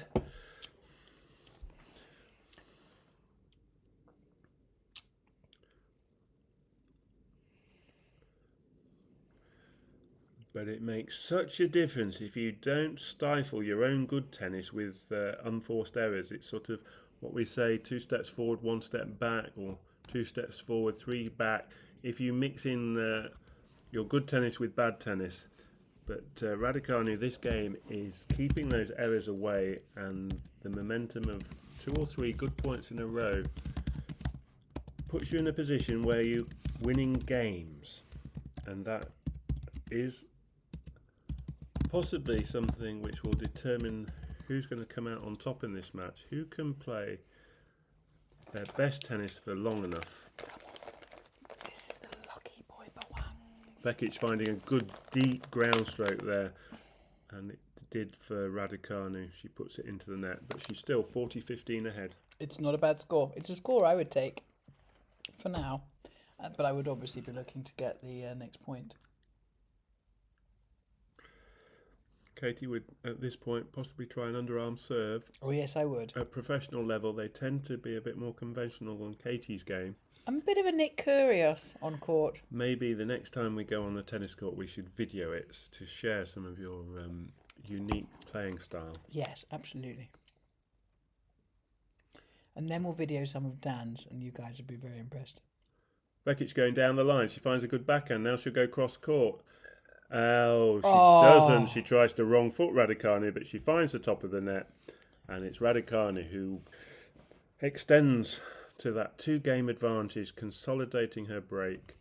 And she's in a good position now. Vekic will have a decision to make. Sorting her hair out. If she doesn't... Yes, it's the boy bawangs. Okay, guys.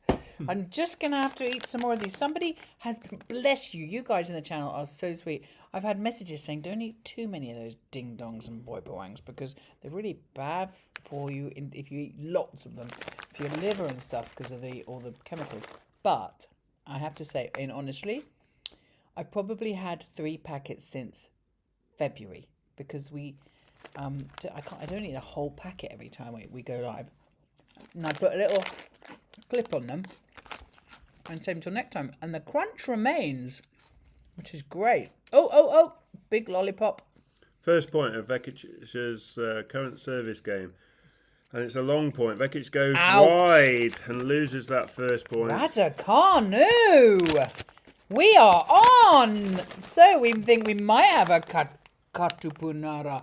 It's that pronunciation I've just learned. Somebody messaged me and said they don't have they have like running. The sound is like So katupunara.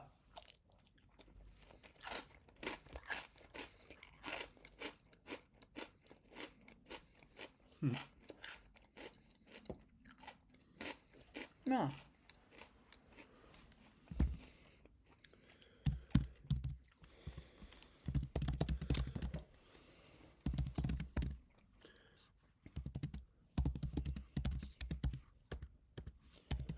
But this match now just hitting the hour mark or thereabouts. So they've been on court just coming up an hour. So this is a fast game. They're getting through the games very quickly.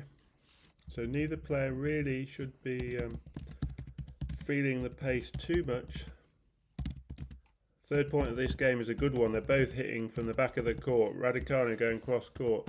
Vekic going for the line and missing by the smallest of margins. Not for the first time this game.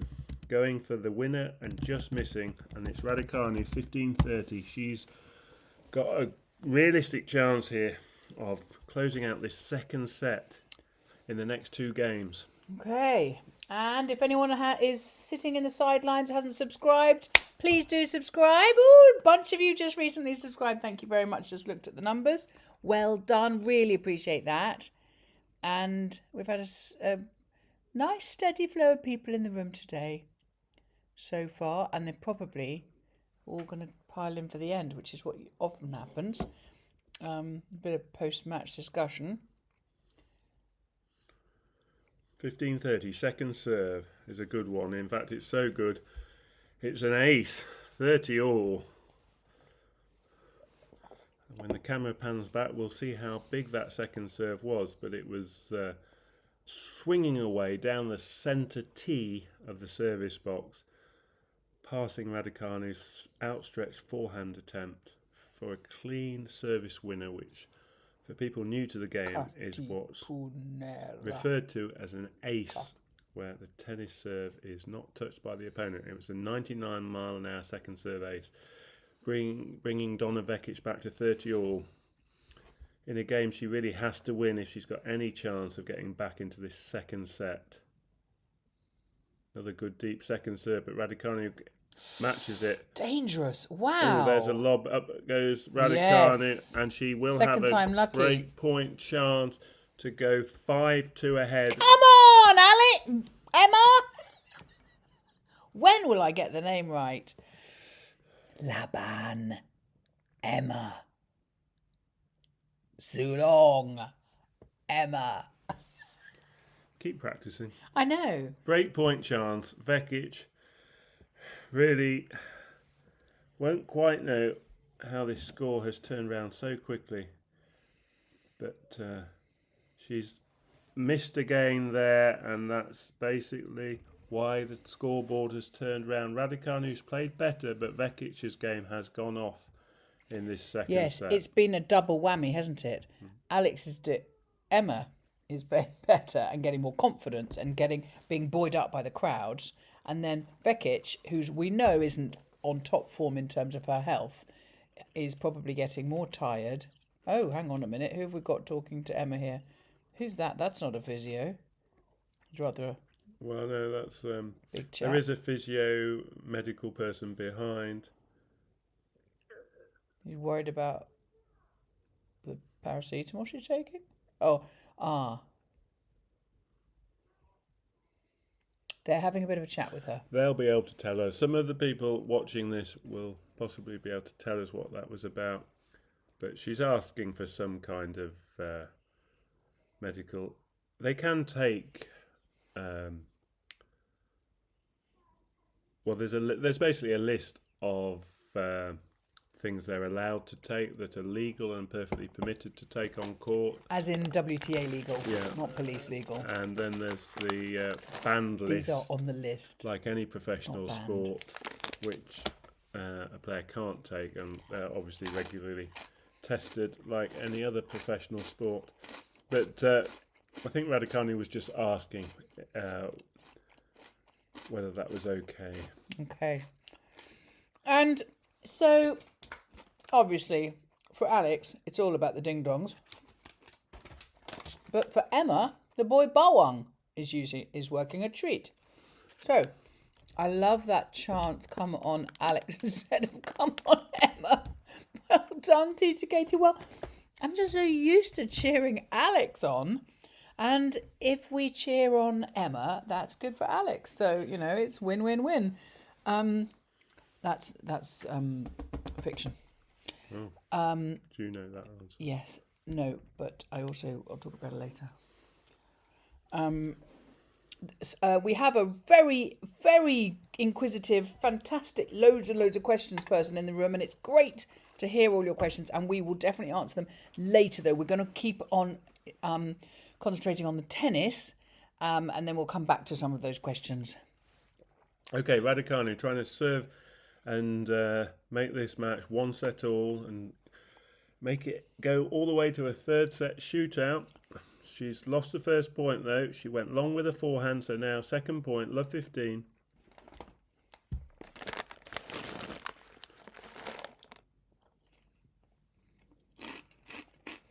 Vekic on the stretch. Good play. Raducanu comes to the net. Vekic goes down the line. Beautiful from both of them, really. Oh, I've got that wrong.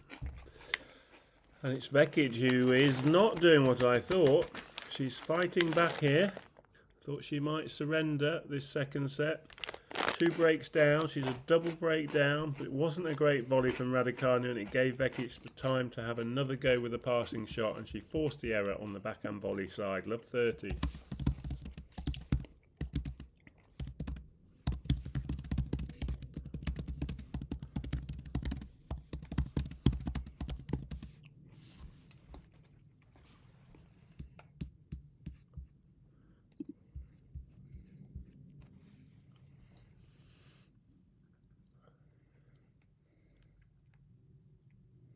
Great return from Donna Vekic, but she's going to have to come back because she didn't hear the top of the net. It was a let cord. So she smiles She's to taking herself. it well, and the umpire and her are having a lovely little moment. So they do it all again. Love 30. Vekic going down the line. Raducanu cross court, but she's pulled it wide into the tram lines, and this is a good game from Vekic's point of view. She's got 3 break point chances now to get one of the 2 breaks she's behind in this second set. Laban Emma. I'll get the name right every now and then. Ding dong, boy bawang.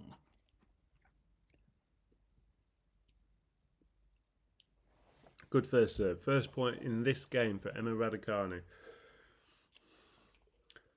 Must be quite disconcerting to read a massive break point behind you as you walk past it to serve. Yeah, they do try and communicate to the audience, the spectators, what's going on much more because they've got all the tech these days. And it's always good to encourage new supporters of a sport they don't know. Yes, she's done it. Second point, fabulous backhand down the line. Clean winner. One more break point to save. But no mistake there. Piercing very low to the top of the net. Nothing Vekic could do. One more chance to break. 30-40. It's a good first serve, and Vekic nets, and Vekic's chance to break have come and gone. And Raducanu looks likely now to close out this second set. Which is wonderful. Game on. There's at least 6 people there this week. One of her, the IMG group, her agents, is there this week because this event, Serena Williams came to London. And so the agency has been represented by several people who are in London, and they've stayed with Emma Raducanu for this match. Not stayed at her house. No, in terms of support. I'm sure they're in a hotel. In terms of supporting her. Yes. They've stayed with Raducanu and not gone across to Berlin with Serena Williams. They will do, but they're seeing out this week as Emma's having such a good week. But it's Vekic who gets a 4th break point, and she's won that game. Okay, 5-3. The last 2 points going Vekic's way. Having got back to deuce, Emma lost the last 2 points with 2 poorer points from her point of view. The first point, Vekic got her forehand into play, hit a deep winning shot, and then Raducanu has just closed out that game by going long over the baseline. Kaya Moyan, Emma.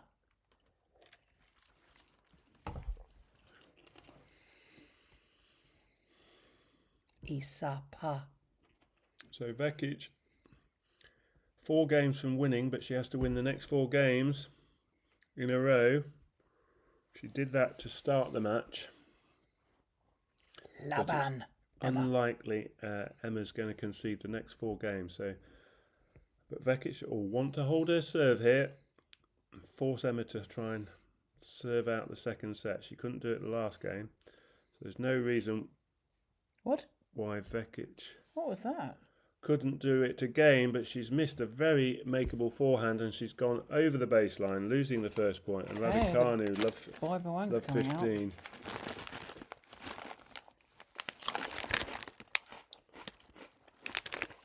Nice. Don't think I could eat a whole bag.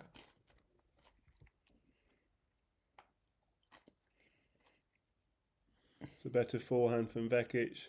Raducanu going deep with a backhand slice. Now Vekic goes cross court. Raducanu staying in the point. Vekic pulling Raducanu from side to side, but eventually into the net. missing, and that's not a good start to her service game. Laban. Not only would she Kaya Moyan. concede the second set, if she loses her serve, she'd also be giving Raducanu the opportunity to start the third set on her serve. Double whammy for us, for Alex fans and for Emma fans. Fabulous. Or as the Chinese say, fei chang bang.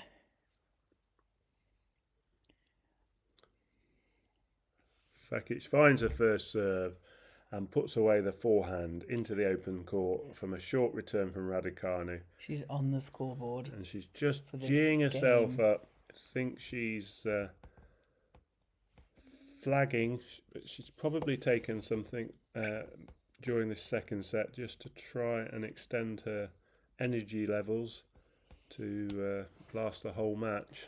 I think also, as Carol is saying in True Eastbourne, the crowd support really does buoy the player along, especially in your home country. Good length from both players on this fourth point. Vekic comes to the net. Oh! She hits down the line. Raducanu Wow. tries to get to it. But She held on into that rally, didn't she? Vekic claims that fourth point and draws level 30 all. 30 all mentally is quite a step when you've been down, isn't it? You hear me talking about tennis? I'd never let you get back to 30 all. I know you wouldn't. Unless you're on my side and we're playing doubles. Yeah.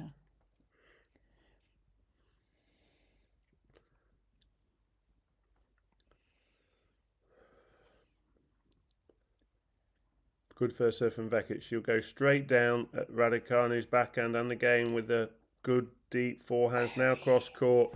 Great attacking hitting from Vekic. Very good hitting on that forehand wing, repeating the style of play she started the match with, and she is at game point. And this is actually quite an important point from Vekic's point of view. Okay. Because she'll be able to sit down and then she'll be able to think to herself, right, big effort now, 3 more games. You feel like it's within striking distance. She'll come forward to a short return. She goes down the line, across court. Now she goes down the line. In or out? And she finds it. And she's pulled this set back. Just 1 game in it. I'm going to leave you with Katie for a minute. She is proving the worth of her Filipino adoption. Really? Or Filipina adoption? No, Filipino adoption, because she was adopted by the Filipinos and she to be an adopted Filipina, right? And she's proving that worth because she's got some grit and she's climbing back and she's fighting till she dies because the ball is round for all of us. We know this to be true. And I've still got confidence. What about you guys? Should I do a poll? I still think that the Katupunara of Emma is going to come back. I think she's going to get this set. But that's just what I reckon. I'm going to do a poll, shall I? Right. It's going to be Emma will show us her inner Pinoy. We do that. And what are the answers going to be?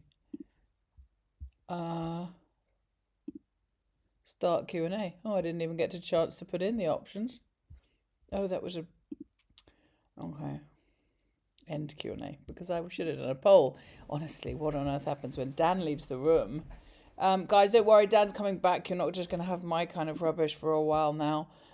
Do a poll. So Emma will come through with her Pinoy spirit. What do you think, people?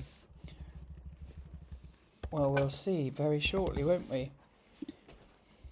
Do the start of the poll. So, what are you going to vote? Yes or no? Are you eating the boy bawangs, crunch, crunch, crunch for her? And cheering her on like the rest of the crowd at Queen's. So Raducanu now trying to hold serve to win this second set. It's a second and last chance to do that. First point underway. It's a long rally from the back of the court. Raducanu going to Vekic's forehand. Vekic going back across court. Now she'll go cross court with the backhand. Raducanu goes short. Oh! Raducanu goes short. It was a very short ball, and Vekic came forward and played a very cute into the net, basically. Backhand drop shot, and this time it lands too short into the net. First point to Raducanu. Oh, everyone reckons it's 86% so far. I reckon that's a yes for Emma is going to show her inner Pinoy. Crunch, crunch, everyone. So it's Vekic attempting all the drop shots in this match, and as I said at the start, before this match starts, the more drop shots is also a signal that the player is getting tired. So it'd be interesting if Vekic resorts to even more backhands in this match. She's played 4 or 5 now. Backhands? Drop shots? Backhand drop shots. Oh, okay. And Raducanu goes long with a backhand. 15 all. You think Andrew Richardson says to her, drop shot, drop shot, drop shot? When she goes over that? I'm saying Vekic will play more drop shots as she gets tired as a way of trying to win the point quickly. Rather than extend the rallies. Finish this off. Well, it's a high risk strategy. You guys have got 90% so far saying that Emma's going to show her inner Pinoy. I think you're right. I mean, it's a stretch. Because I don't think she has the grit of Alex by a long way. She is not fight till you die, but let's see. Both these players have not won a big title for quite a while, so expect a few nerves from both sides of the net. Come on, that's where I would have hit that. Not yet there in terms of winning the title, but this is an important stage of the match for Raducanu. Come on! And these points... Look at that angle Now and the whole court. Oh! That was brilliant. Well done, Emma. She took a bow. Did you see that? She was like an actress. Getting big cheers there, getting to The all the crowd's shots. going crazy now. And finally recovering down the line. Vekic looked like she'd hit a good shot down the line.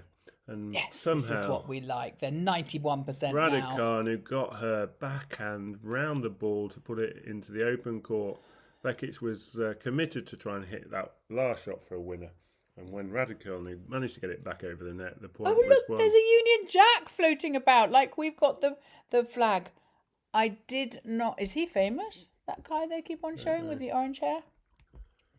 2 points from winning this second set. Good first serve. Vekic, good deep return. Now she'll come forward with a backhand. Raducanu going back to the backhand.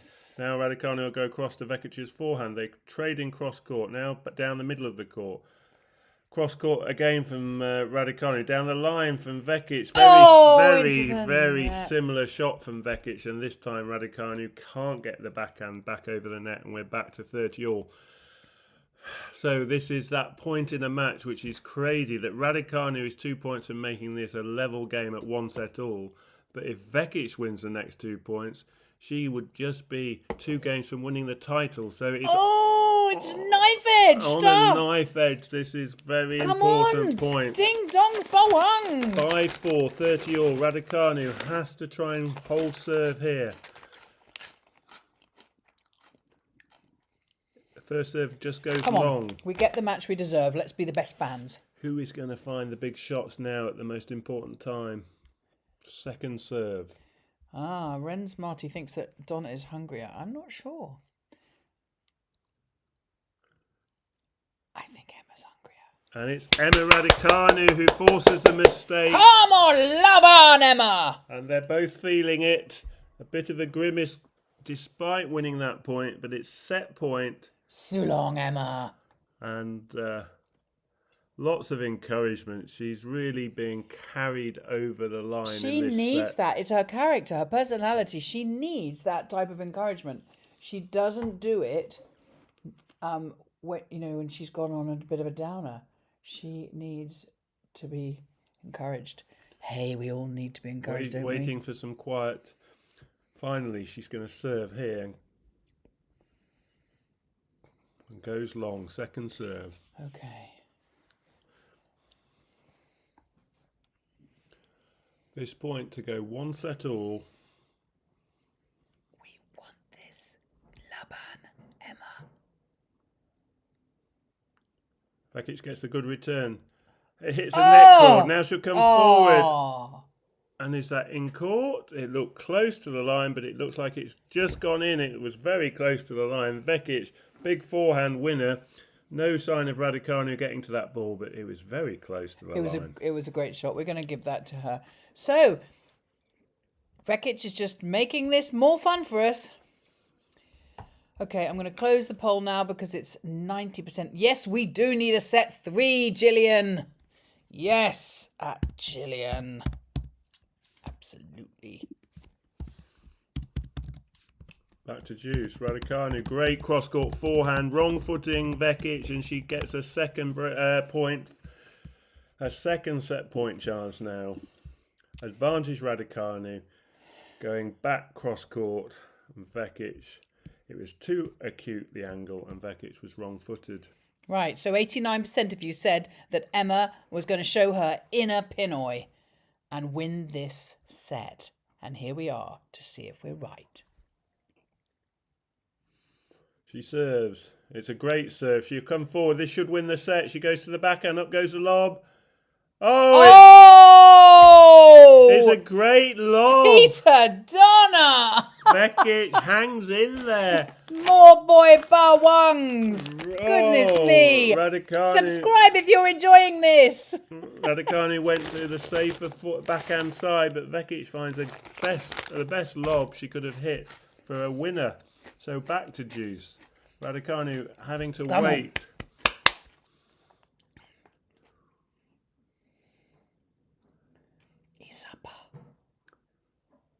Good backhands from Oh, Vekic. there's so much a drop space shot. on the court. Raducanu will Yes. get to that drop shot. She goes cross court. And Vekic goes cross court. What a shot from Vekic. 2 good points in a row from Donna Vekic. Oh, And so this match close. is swinging back Come to on. Donna Vekic. She has played 2 fantastic points in a row. Raducanu got to her first drop shot, but Vekic Look at that got angle. the short angled reply from Raducanu with her own passing shot across court for now a break point to recover from 5-2 down to break twice and get back to 5-all. Who would have thought? Raducanu tries a drop shot. She's gone wide and Raducanu has lost her lead. No, 5-all. And unbelievably, Vekic, having looked out of this second set, is now right back in it. 5 games all. She will serve for a 6-5 lead. And I can hardly believe I'm saying this. She's 8 points from the title.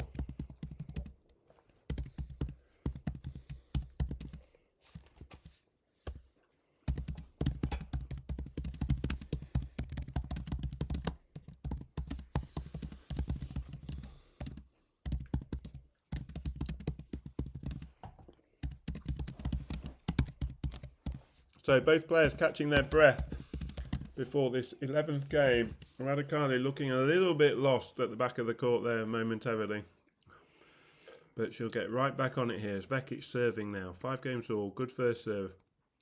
She's actually got, really with fantastic tennis, got the momentum back. A sort of mini momentum change there.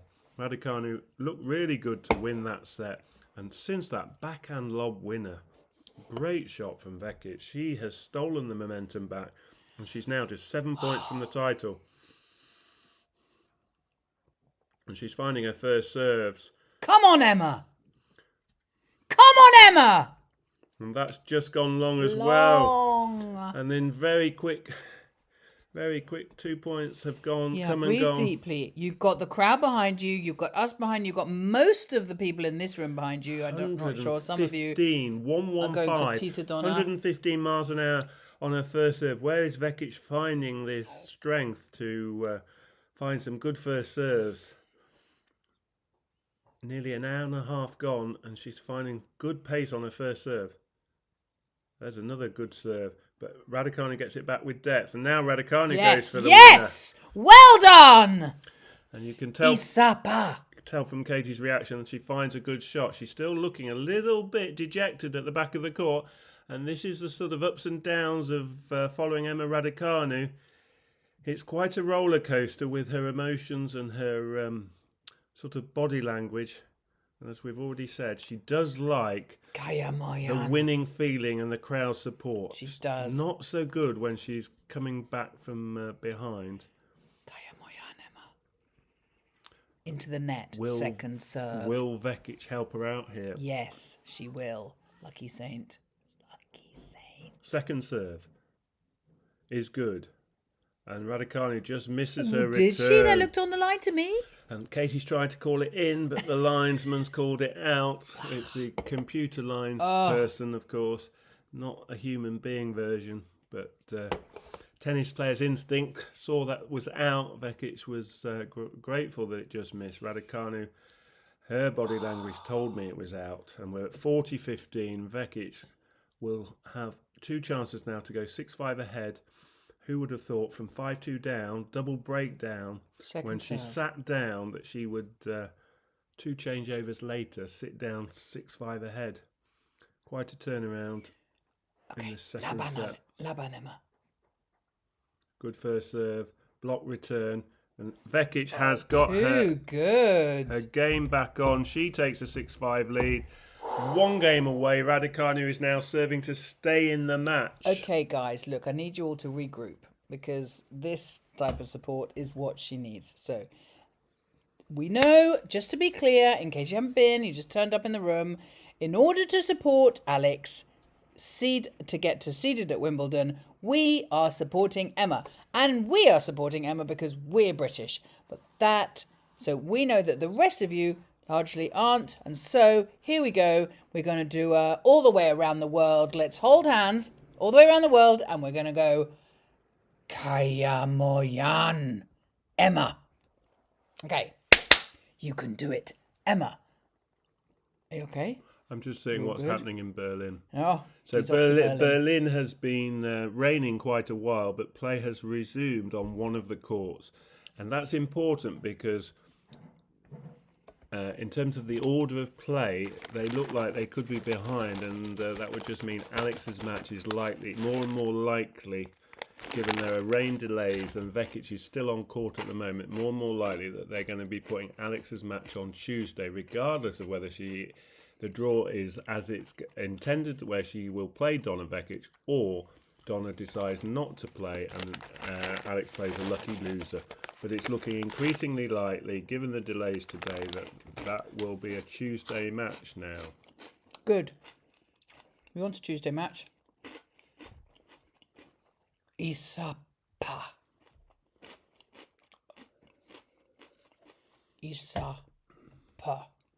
Not pa. Per. So it's Isapa. make or break time for Raducanu. She's possibly just became a little bit passive, and Not for now. Vekic is now 4 points away. Emma Raducanu has to hold serve here. She's got to channel her inner which Alex. would give us a really exciting tiebreak. Oh, wouldn't it? So, second serve. She's just put her first serve in the net. Vekic goes down the middle with her backhand return. They're both going down the middle of the court. Forehand now. Yes! And you can Come tell on, Emma. from Katie's reaction, it's Vekic that blinks first. She puts her forehand in the net. And Emma doesn't have the joy in her face right now. Emma is 15 love, yes. Looking quite stressed in the face, but she has been for a while because she's not won a game since that 7th game of the second set. She's lost the last 4 games, so she will... The wicking of her dress is really not working. It's totally drenched the entire top half. Second point, Vekic gets a short forehand. She goes to Raducanu's forehand. Good length from Raducanu. Now to the backhand side. And into the net. Emma's this time Emma. finds the net. And it's 15 all. 3 points. Critical 3 points. These next 3 points. Thank you to our... Could mean the difference between the tie-break or the match being over. Thank you to our new subscribers. You're very welcome into the family of Chalk Dust. And please bring your friends. Wherever they are. Raducanu, 15 all. She's Both really standing in players the middle of that taking baseline. time. She's looking for a slice first serve out wide to Vekic's forehand. Vekic, great return. And that Oh, Alex. Short. It went I into the think net. when they analyse this match and look at the percentage of times Raducanu's gone to Vekic's forehand against the backhand, that percentage is maybe favoured, too often gone to Vekic's forehand. It's her best shot, and there we saw it wasn't a bad first serve, but it was onto her forehand and she was on it like a flash. Now 15-30, she goes long, and it's looking increasingly likely that Donna Vekic is going to win her big title for quite a few years. This is match point. Vekic has been determined to hang into this second set. Wow. Come on, Emma. Her best tennis has returned, and she's forced 2 match points. Raducanu under all kinds of pressure. She serves. Vekic backhand return. Raducanu goes cross. Yes! And fight till you die! She saves the first match point with a good forehand cross-court winner. Still 1 more match point to save. Yes, it's allowed. She can be coached. I think they changed the rules a few years ago, didn't they? Where you can coach from the sidelines. Desperately needs another first serve to save this second match point. Beautiful. She goes long. Did she? And now she's really under pressure. Vekic will go for this match point. This is her shot at the title. Second serve, Raducanu. Kaya Moyan. Vekic focused eyes on this ball. Here we go. Second serve into court. Vekic into the net. Vekic nets her return. Juice! Pineapple juice. That was her shot at the title, and she blinked. The ball and the tension in her arm, everything didn't release as she would have hoped, and she puts her return in the net. Is that her shot at the title? Will she get another one? This is going to be English breakfast tea juice. Raducanu back to juice, hanging on by her fingernails, trying to get this second set to a tiebreak. She serves now at juice. It's a good serve. Backhand return. Now Raducanu will come forward. Vekic gets a chance to pass her. Yes! She gets another chance to pass her. And she does. Cross court. She will get a third chance. Third chance at the title. My yes was I thought she'd won it, and then Vekic won it.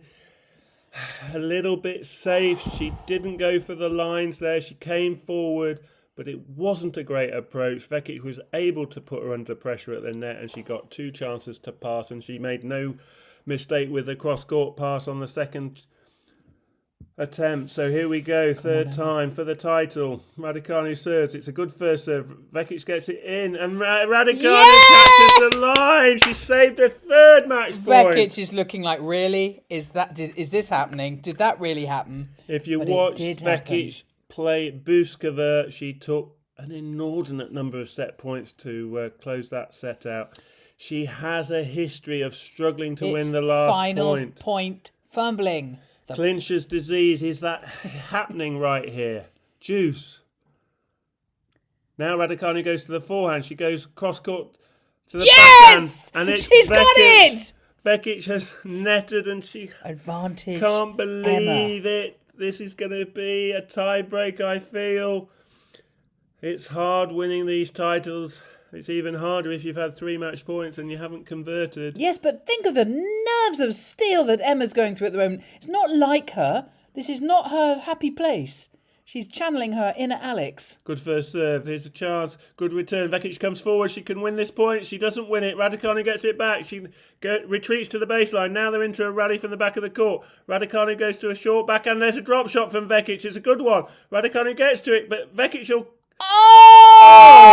we're back. The result is we're back to juice. Raducanu had a chance at the net, but she missed it. Are you watching this? Vekic got to her reply to her drop shot. Raducanu played it back short, and Vekic got to it, but she didn't pass. Emma. She put it on Emma's racket at the net from a short range, admittedly, but Emma caught slightly by surprise, netted her volley, and we're back to juice. Drama here in this very pivotal game. It's a good first serve, and it's got the mistake off Vekic. Here we go again, people. This for the set. This for the try break. Do you want to try again? Try Blake. Come on, English breakfast tea juice. Yes, heart pounding. Advantage Raducanu. Come on. So 3 match points have come and gone for Vekic. More tea, Vicar. Yes, please. This is Raducanu's chance to win this game. Not for the first time. She finds a good first serve. No, she doesn't. It's gone long. She's not She looked up at her box. She thought not. How many times do I hit the line and it's called out? But the computer says no. And so she goes with a second serve. Good second serve. Short return. Bit nervy. Both hitting into the safe part of the court. Forehand down the line from Raducanu. Looks like it's set up the point, but it's a good defence from Vekic. Now Vekic goes long. Out! Yes? Out? I'm pretty sure it's long. It's a tiebreaker, folks. It's a tiebreak. Tiebreaker! You come to Chalk Dust for all the good stuff, right? Oh my goodness, this is going to be so much fun. I don't know if my heart can manage it. And I'm not sure if eating these is going to help my heart much, but... Okay, so we're going to have a little change of ends. Normal tie-break. Those who are not familiar with the tie-break scoring, it's first to 7 points. Unless it gets to 6-all, and then it's 2 points clear. They will alternate serves for 2 points each on serve, except at the start. So Donna Vekic, it's the only time in the tie-break where a player only gets 1 serve. Vekic will start for 1 point on serve, and then it will alternate 2 points at a time. And Vekic is serving because it would have been her service set. Okay. After 6 points, they change ends. So halfway through this tiebreak, they change ends. Emma Eala, they're calling her. That's so funny. Vekic will be very happy with that first serve there because she's That was an ace. ace. And not very many aces in this whole match. Emma Eala is going to do 2 serves now. You will see the points for the tiebreak on the right-hand side. First point to Donna Vekic, and now we use numbered system as It's too much sodium you going on there for learned my at heart. primary school. So it's 1st to 7. 1-0 to Donna Vekic. Second point underway. Emma going cross court. Vekic missing down the line. Okay. And we're at 1 point all. 1-1. Vekic versus Emma Eala. Dan's having the boy bawungs as well. That is good luck.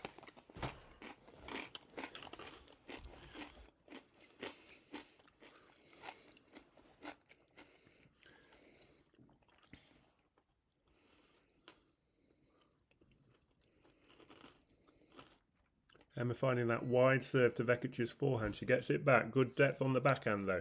Now Vekic playing the drop shot. And Emma gets to it. She's a good, quick mover. Out. In, out. And that's caught the line. Emma can't believe it, but it's caught the line. And it's Vekic who has what we call a mini break because she's won a point against the opponent's serve.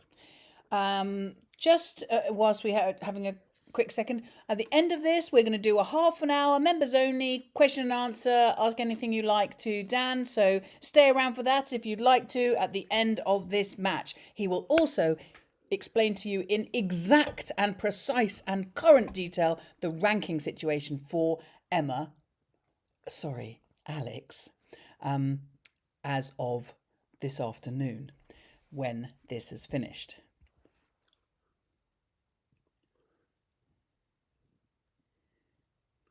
Fourth point underway. Both players playing backhands to backhands, cross court. Vekic going wide. Now she's got a chance with a forehand. She doesn't put it away, but Raducanu doesn't make her play. And it's Vekic who's got the early advantage in the tiebreak.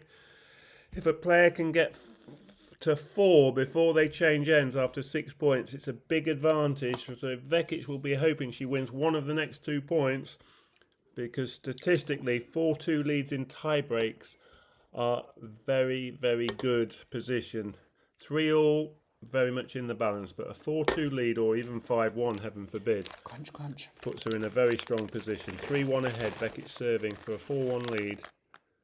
Finds a good first serve. Now she gets a short forehand, but she doesn't put it away. She gets another short forehand. She puts that into the corner. Emma! Here's a chance to win the point. And Raducanu didn't move for that last shot. She was resigned to her fate.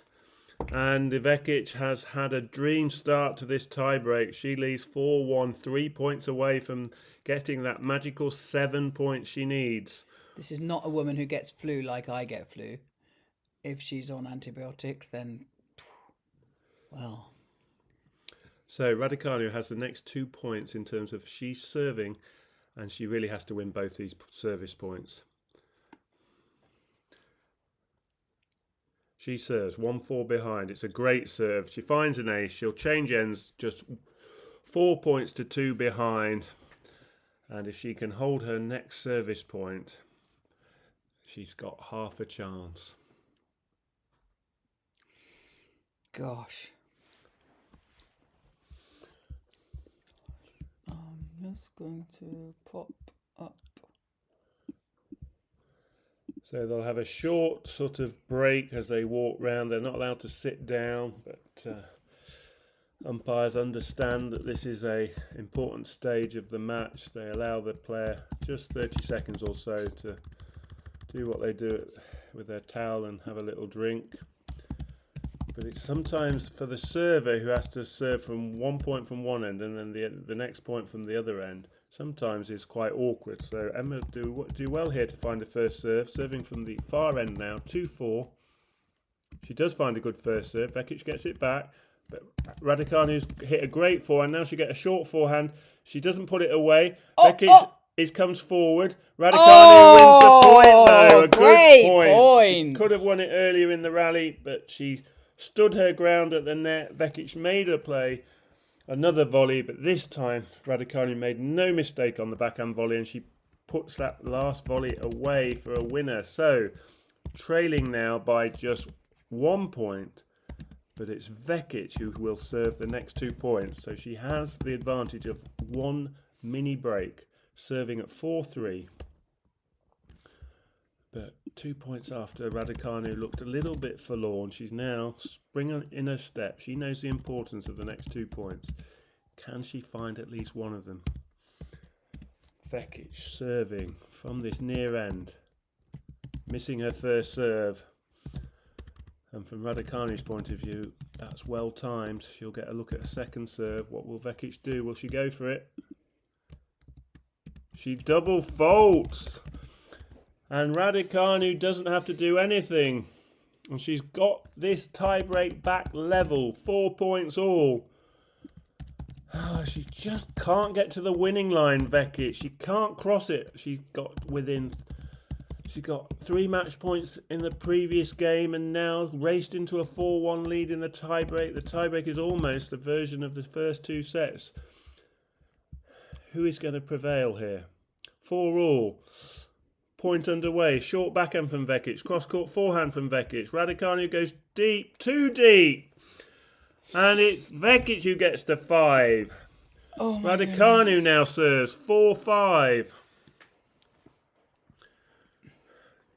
Disappointing last shot because it was a nervy rally, a nervy exchange. Both players hitting within the lines, fairly central in the point, and it wasn't really a forcing shot that caused Raducanu to go too deep there.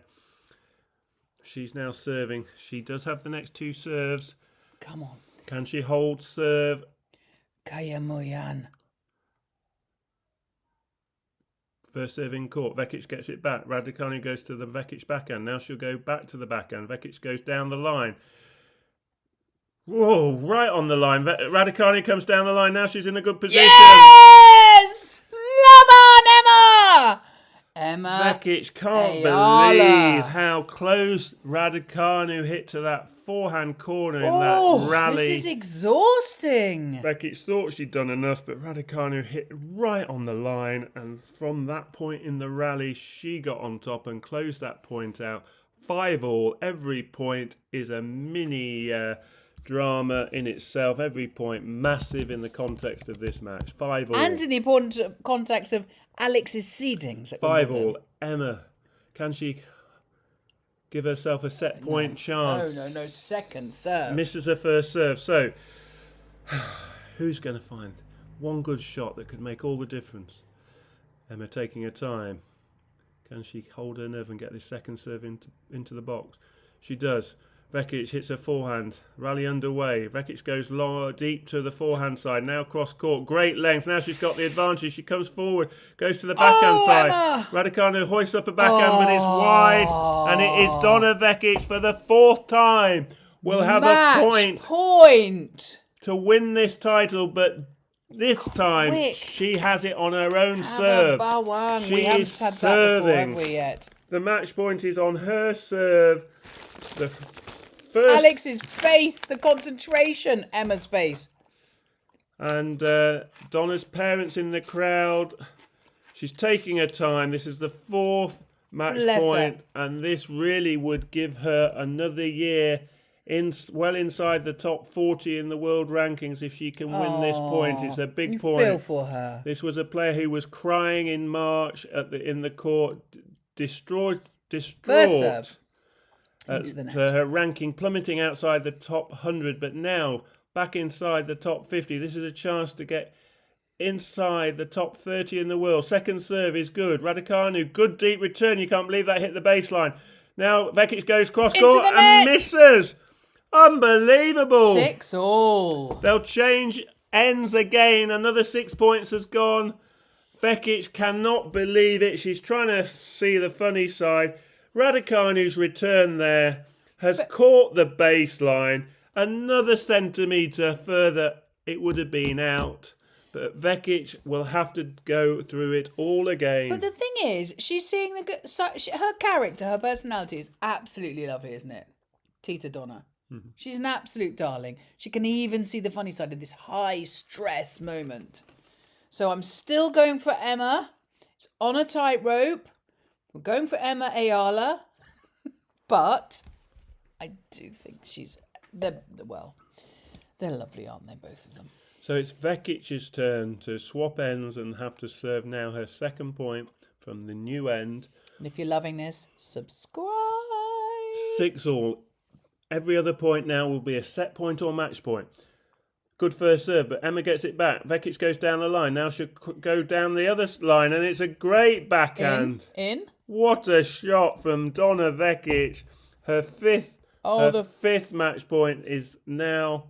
Oh, for goodness. Oh, Emma. Don't lose it now and talk to your box about everything.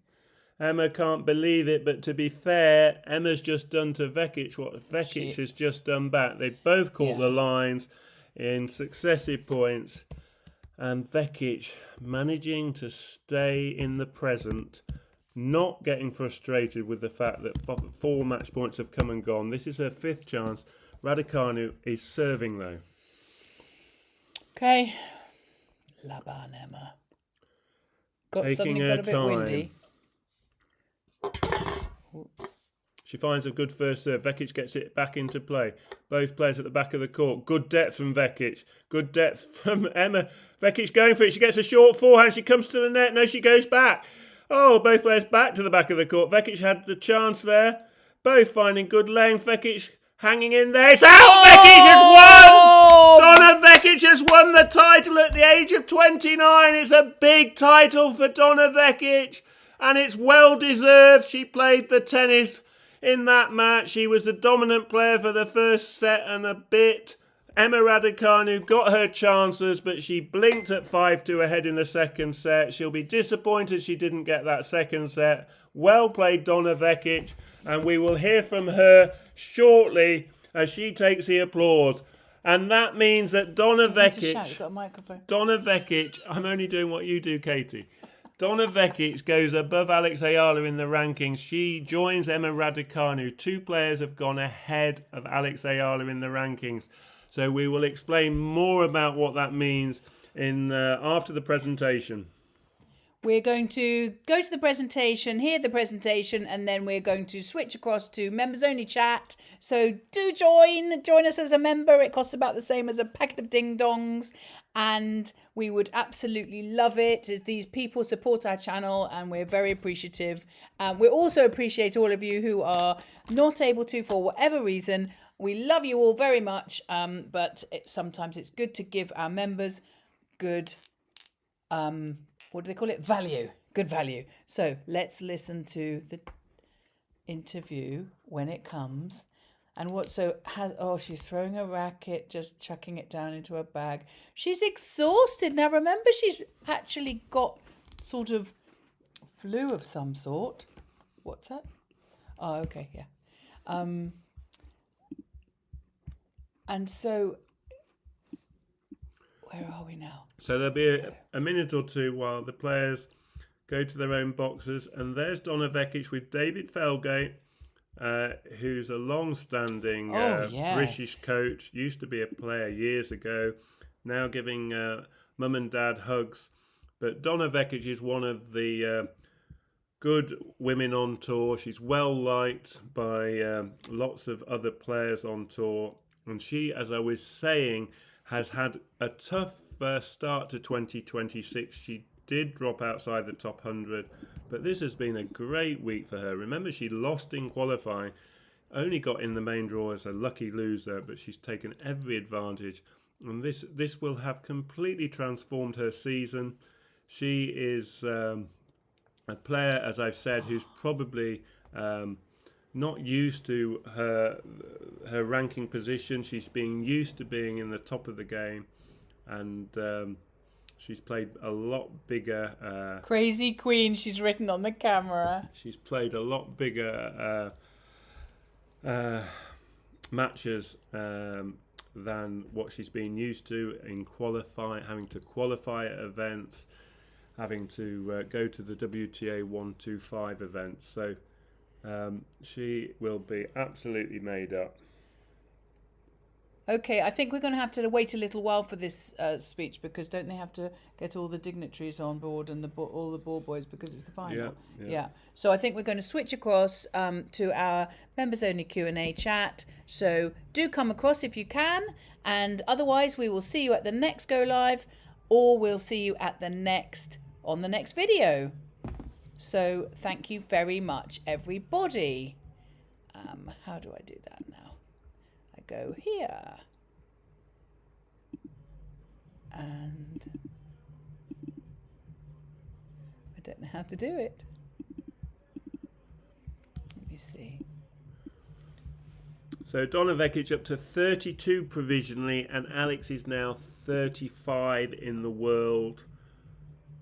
But that was very much a possibility. Donna Vekic, I suspect now, will pull out of Berlin. I'll be amazed that she will go over to Berlin.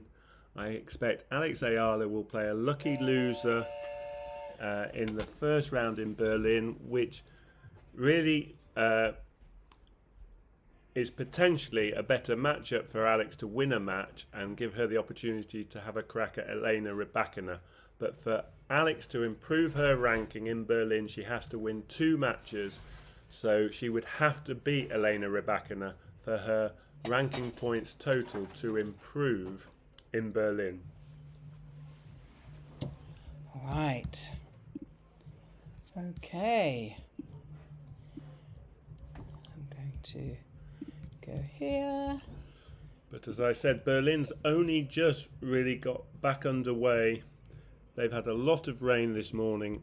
Some of the qualifying matches are still in the first round, so it's very, very unlikely that Alex Eala will be scheduled to play tomorrow in the order of play.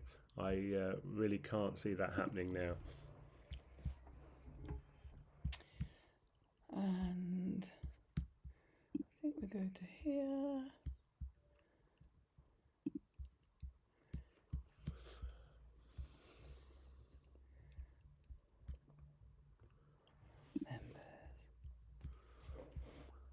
Save.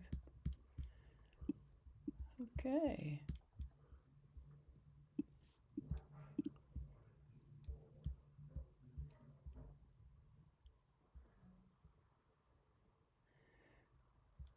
Members only mode is on. Only members on this channel can send messages, and anyone can send a message. Okay, so if anyone wants to ask us anything whilst we're waiting, we'll show you the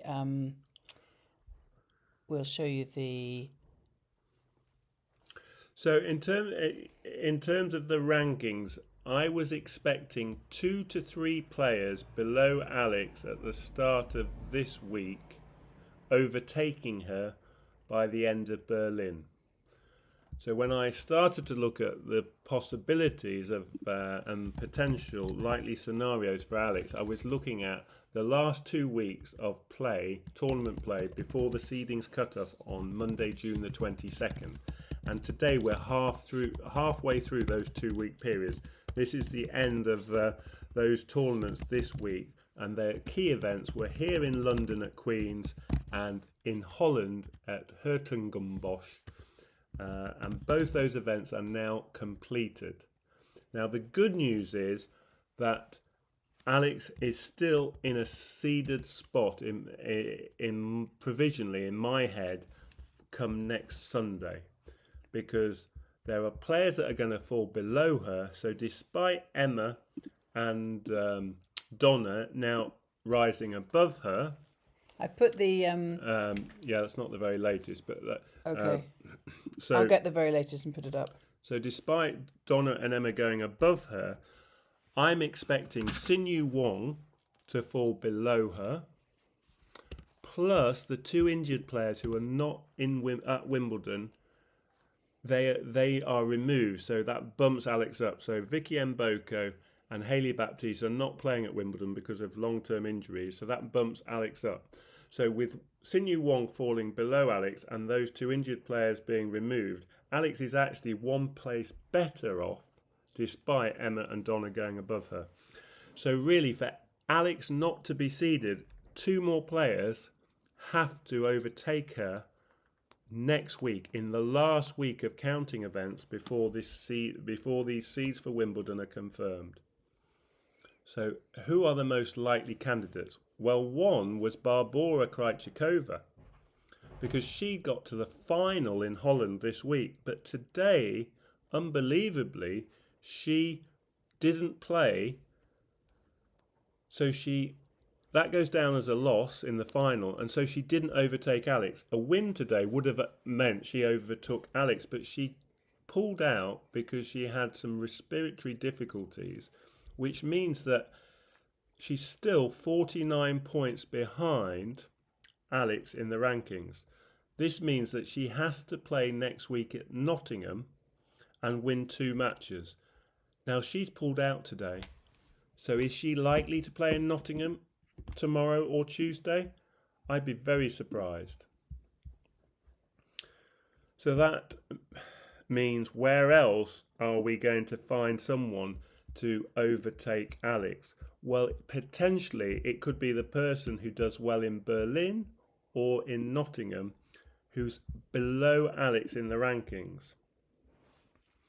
So the most likely dangers are the people you can see in the ranking list, starting with Cristina Buxa from Spain, who's ranked just below Alex in the rankings. Well, she's injured, so she won't be playing. So she'll stay below Alex.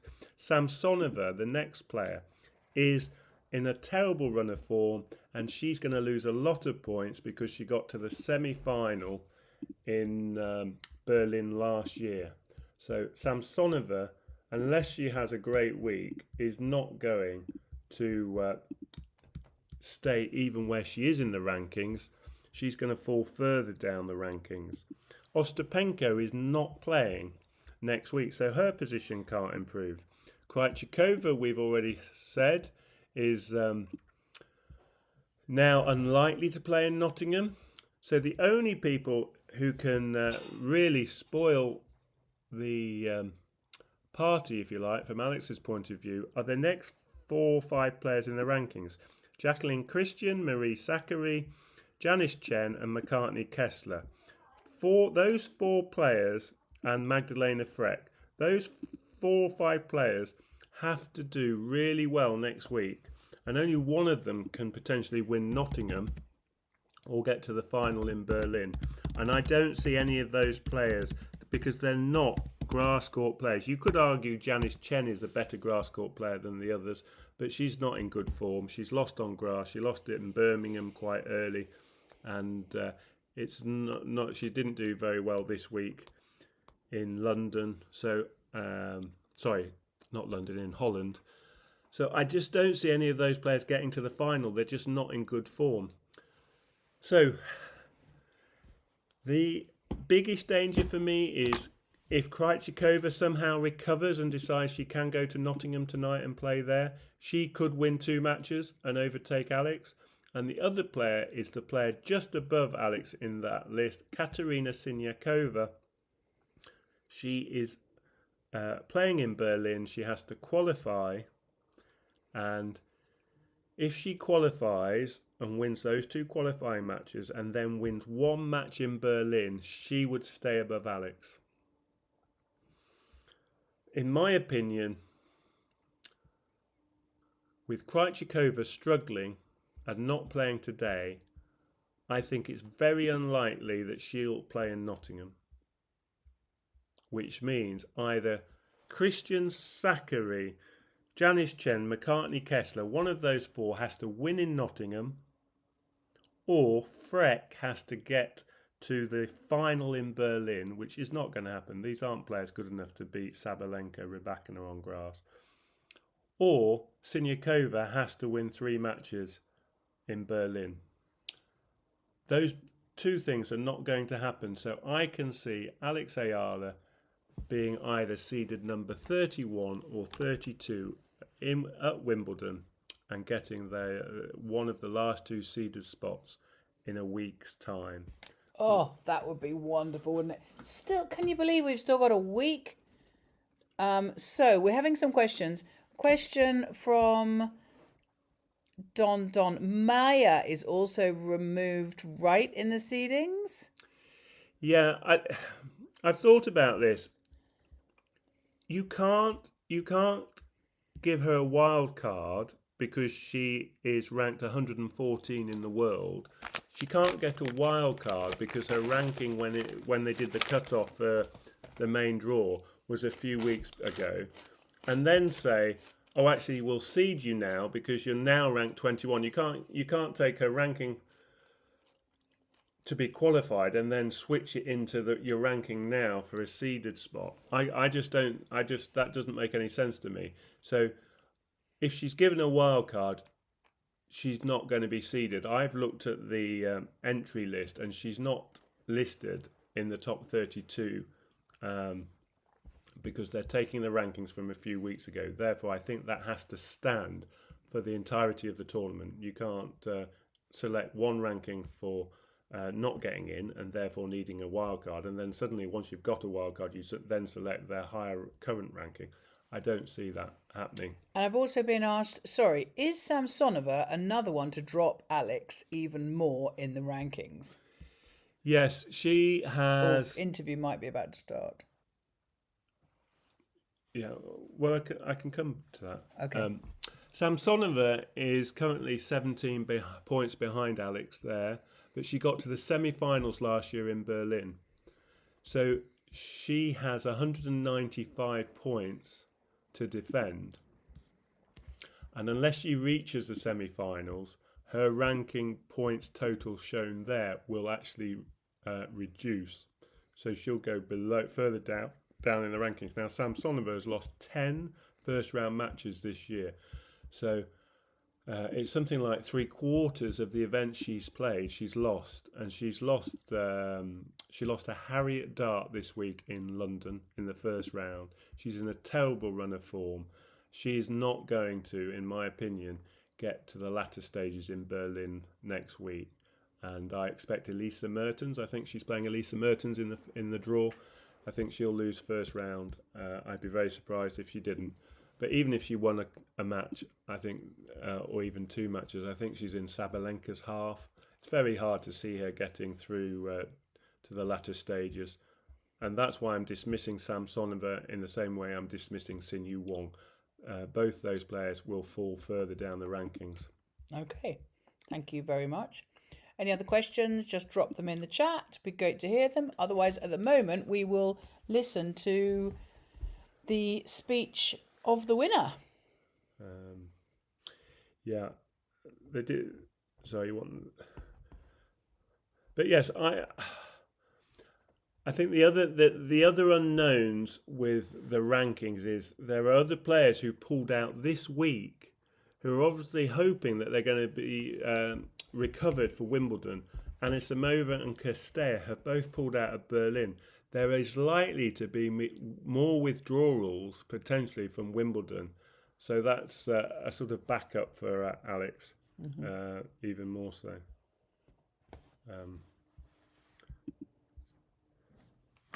So we're going to hear Donna Vekic's speech. She will be delighted. She's had a great week, as I said, and this is what she had to say. Incredible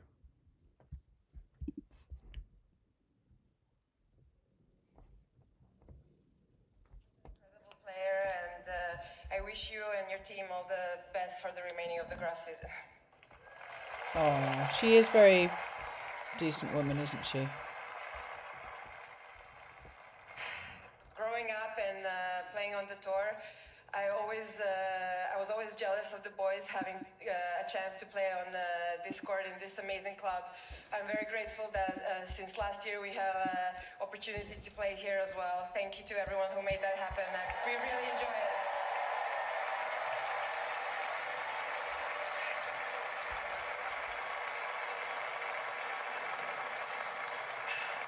Oh, the joy on her face. I have to say thanks to my coach, David. We worked together when I was 12 years old. You raised me. Without you, I wouldn't even know what grass is. So When I called you 2 weeks ago to help me for this year's grass court season, you said yes, and thank you so much. Without you, I wouldn't be here with this trophy.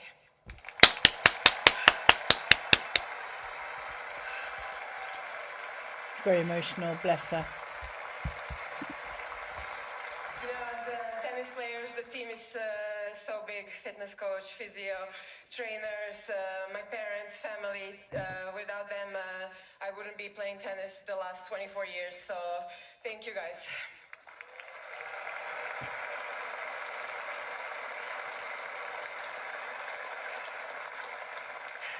This is really my favorite time of the year, my favorite surface. I really made the most out of it this week, and I'll see you all in 2 weeks at Wimbledon. Thank you guys for all your support.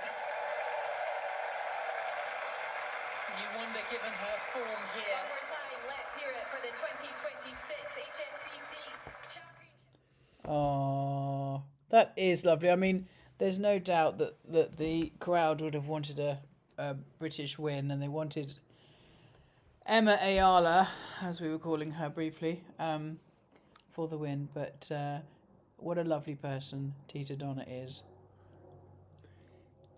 Yes, for me, that final was decided by someone who was just a lot more proactive and came onto court with a bit more current self-belief in what they were doing.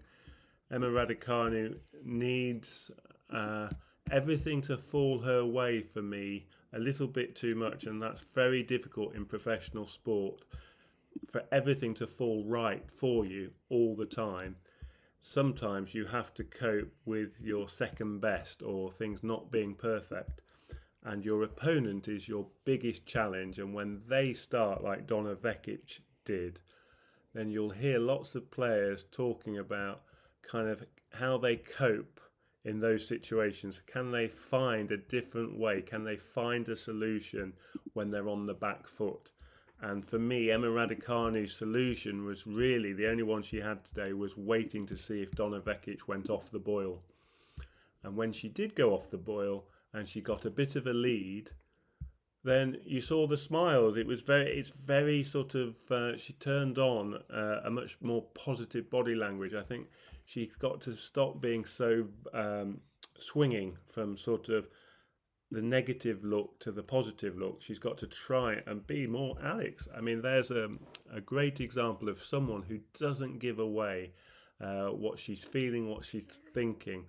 And I think Emma is just a bit too emotional sometimes. She gets overly, uses a bit too much energy up. Andy Murray was accused of this for a long period in his career. She uses too much energy up when she's kind of celebrating individual point wins. And she even uses it when she played Rakimova in the quarterfinals. You know, they had like a screaming battle. Everyone, you know, who could shout "come on" the loudest after winning points. And although these are tiny moments, the cumulative effect, I think, is potentially something that she can improve at, and try to just be much more measured in how she is on court, regardless of the scoreline. And I think that would help her, because at 5-2 up, a double break up on grass with the momentum she had, she really should be converting that set. And there was a set point where she was had a fairly short, easy put away ball shot, and she went back down the line, not close to the line, to Vekic's backhand. It was quite a safe shot, and Vekic played a backhand lob that was a very good lob. And it turned that second set. It became a much closer second set with that one shot. Emma sort of smiled to herself as if, like, I could have been much more aggressive with that forehand. I could have put it away if I'd really gone for it. And then Vekic followed up with another good point and got that break of serve. And it really, the match from 5-2 up, not converting that game, Vekic suddenly saw the winning line and she started to play better. I've got a question from one of our members, who is Don. Thank you for the question. Is saying, will Vekic's team announce soon? And this is we've been talking about this all morning, weren't we? Will Vekic's team announce soon if she will play or withdraw from Berlin? If she withdraws before the qualifying ends, well, and also before the schedule is released, what will happen? A lucky loser or a replacement? And there's also a case of lucky loser replacement for Alex, but also what day? Will it be Monday? Will it be Tuesday? None of this is certain, but what's your opinion, Coach Dan? Yeah, the player or the player's team have to speak to Berlin. So they'll have to have a phone call. And I expect that phone call will be a two-way conversation. Vekic and her team will ring up Berlin and they're basically saying what Marta Kostyuk had to say when she won earlier in the season. Remember, she won 2 tournaments in a row, quite a small event in Rouen, and then she won in Madrid. And then Kostyuk pulled out of Rome. Now, we all know that Kostyuk was just shattered. She'd had 2 long weeks in Madrid, and she'd also won in France, and she didn't need any more ranking points. She needed a rest. That was her priority.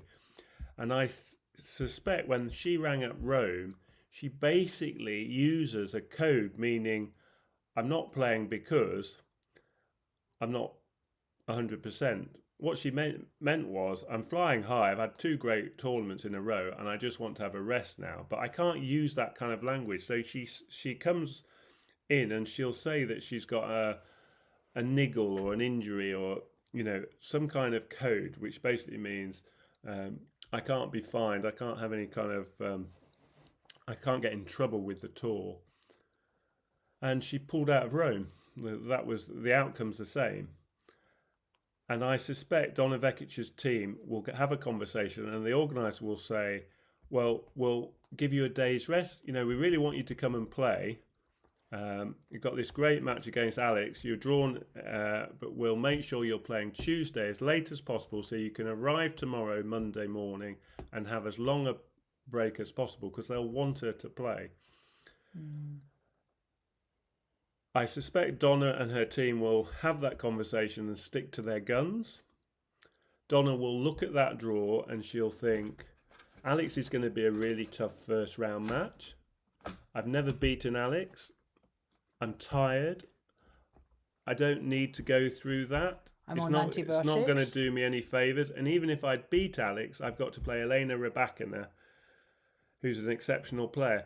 Do I really need to do all that? Because I'm now I'm in really good form. I've had the confidence of this big win. I think there's no way she's going to be persuaded to play. And so she will stick to her guns and say, no, I'm going to pull out. And she won't say, I'm just going to pull out. She'll say, I've got this cough, cold. Well, if she's on and it'll basically go down as illness. She'll withdraw, I think, in the next 24 hours. With illness. Now, how late she leaves it, I don't know, but I suspect she will do nothing while she's at Queen's and she's doing all the photos and they have all these interviews and she will have to do quite a lot of stuff with the WTA. So this will take a couple of hours and where are we? 4 o'clock UK time, so it's almost 5 o'clock in Berlin now. She won't leave there until near 7:30 PM in the UK. So Berlin will try and have a conversation with her in the next couple of hours, but they will have done the order of play tomorrow by then and released it. And I'm pretty sure that what will happen in terms of the draw is that they will not be able to put in any new player. So Anisimova pulled out literally overnight. And they moved the seeds around. So you'll see that Coco Gauff moved into a new position in the draw where Anisimova was. And Diane Snyder moved. So they didn't introduce a new player. They just shuffled it around. And they won't be able to put in a new player. They'll just be able to work with the players they've got. So they'll be able to use the qualifiers and put in what will happen if Donna pulls out. I'm pretty sure they'll either put qualifier / lucky loser into that part of the draw. So I'm looking, as the tennis numpty in the room, I'm looking at the draw currently. The current WTA website has it divided up by days, and it has Vekic playing Alex in the round of 32 tomorrow at the top left sort of first, visually first, or that that's doesn't have a not- time. yeah, it's And then it doesn't have a Tuesday, interestingly. It has today, it has Monday, it doesn't have a Tuesday. The following one is Wednesday. So maybe that's about all of these. I mean, Barton Cove Goff has already been cancelled. And we haven't talked much about Barton Cove doubles with Alex again. Yeah, that was confirmed this weekend that the doubles list for Wimbledon was publicised, and that Alex Eala will be playing doubles at Wimbledon, which is great news. But interestingly, she's playing with Nicola Bartonkova again, so they must have arranged to play together at Wimbledon in Birmingham. And that's probably not Alex's first choice, but it suggests that I think Zeynep Sonmez would have been possibly on her preferred list, but she had a tumble, if you remember, in Paris, playing doubles, and I think Sonmez has decided that she doesn't want to play doubles at Wimbledon, so that opportunity didn't exist. And I think the only other possibilities are probably committed to other partners. So I don't think there's any problems there. It's just who was available, who wanted to play doubles, and Alex has gone with someone she knows, who she's played with this season, and so they've teamed up. So, Emil Damien, thank you very much. I've got a few other questions here. I would do the same. Yes. Carol in Eastbourne is also saying I would do the same. I enjoy my moment. Emil Damien, Vekic was supposed to be a qualifier in Berlin, but was given special exemption to be at the main draw. Will there be a consequence if she withdraws? That's interesting. And then he also says, oh no, that was a repeat of the same question. Must have just pressed enter twice. So, any consequence?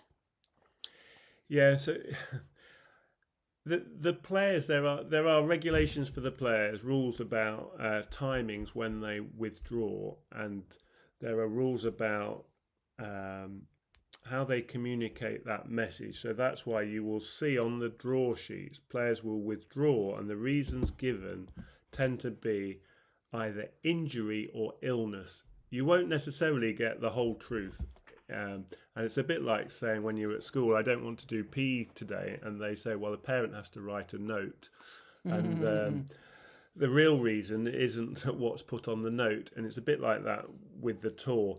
If it's after the deadline for withdrawing without any recourse, then they have to say they're either injured or ill. And that's why Donna Vekic will say she's either injured or ill if she pulls out of Berlin, because it's after the deadline. Now, I think the deadline for pulling out for any other reason, like change of schedule, you don't want to play, is actually closer to a week before, if not longer.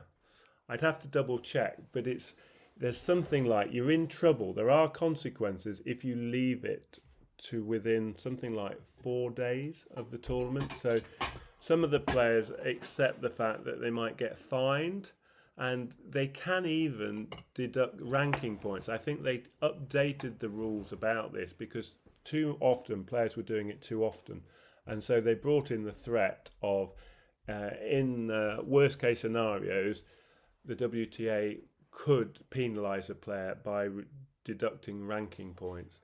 But it's never actually happened yet, so it's kind of a threat that's there. But generally, you'll see players, and Sabalenka's done this already a couple of times this year. Sabalenka pulled out in the Middle East swing. She didn't go to Dubai, and there was a big heated conversation about it because one of the organisers or the people funding the tournament in Dubai really didn't like the fact Sabalenka pulled out, and he questioned the validity of the reason she gave, and that was debated. And actually, the general view was the players sort of are right. It's a bit like the customer is always right. The player is generally seen as being right because when push comes to shove, they cannot just keep going. They're not batteries or robots. They cannot keep going. They do need time to rest and recover. And we've seen it in the men's game with the big players. If they push themselves to the limit week after week after week, eventually something snaps. And Alcaraz has been injured. Sinner was so fatigued in the French Open, he just suddenly literally couldn't move on court.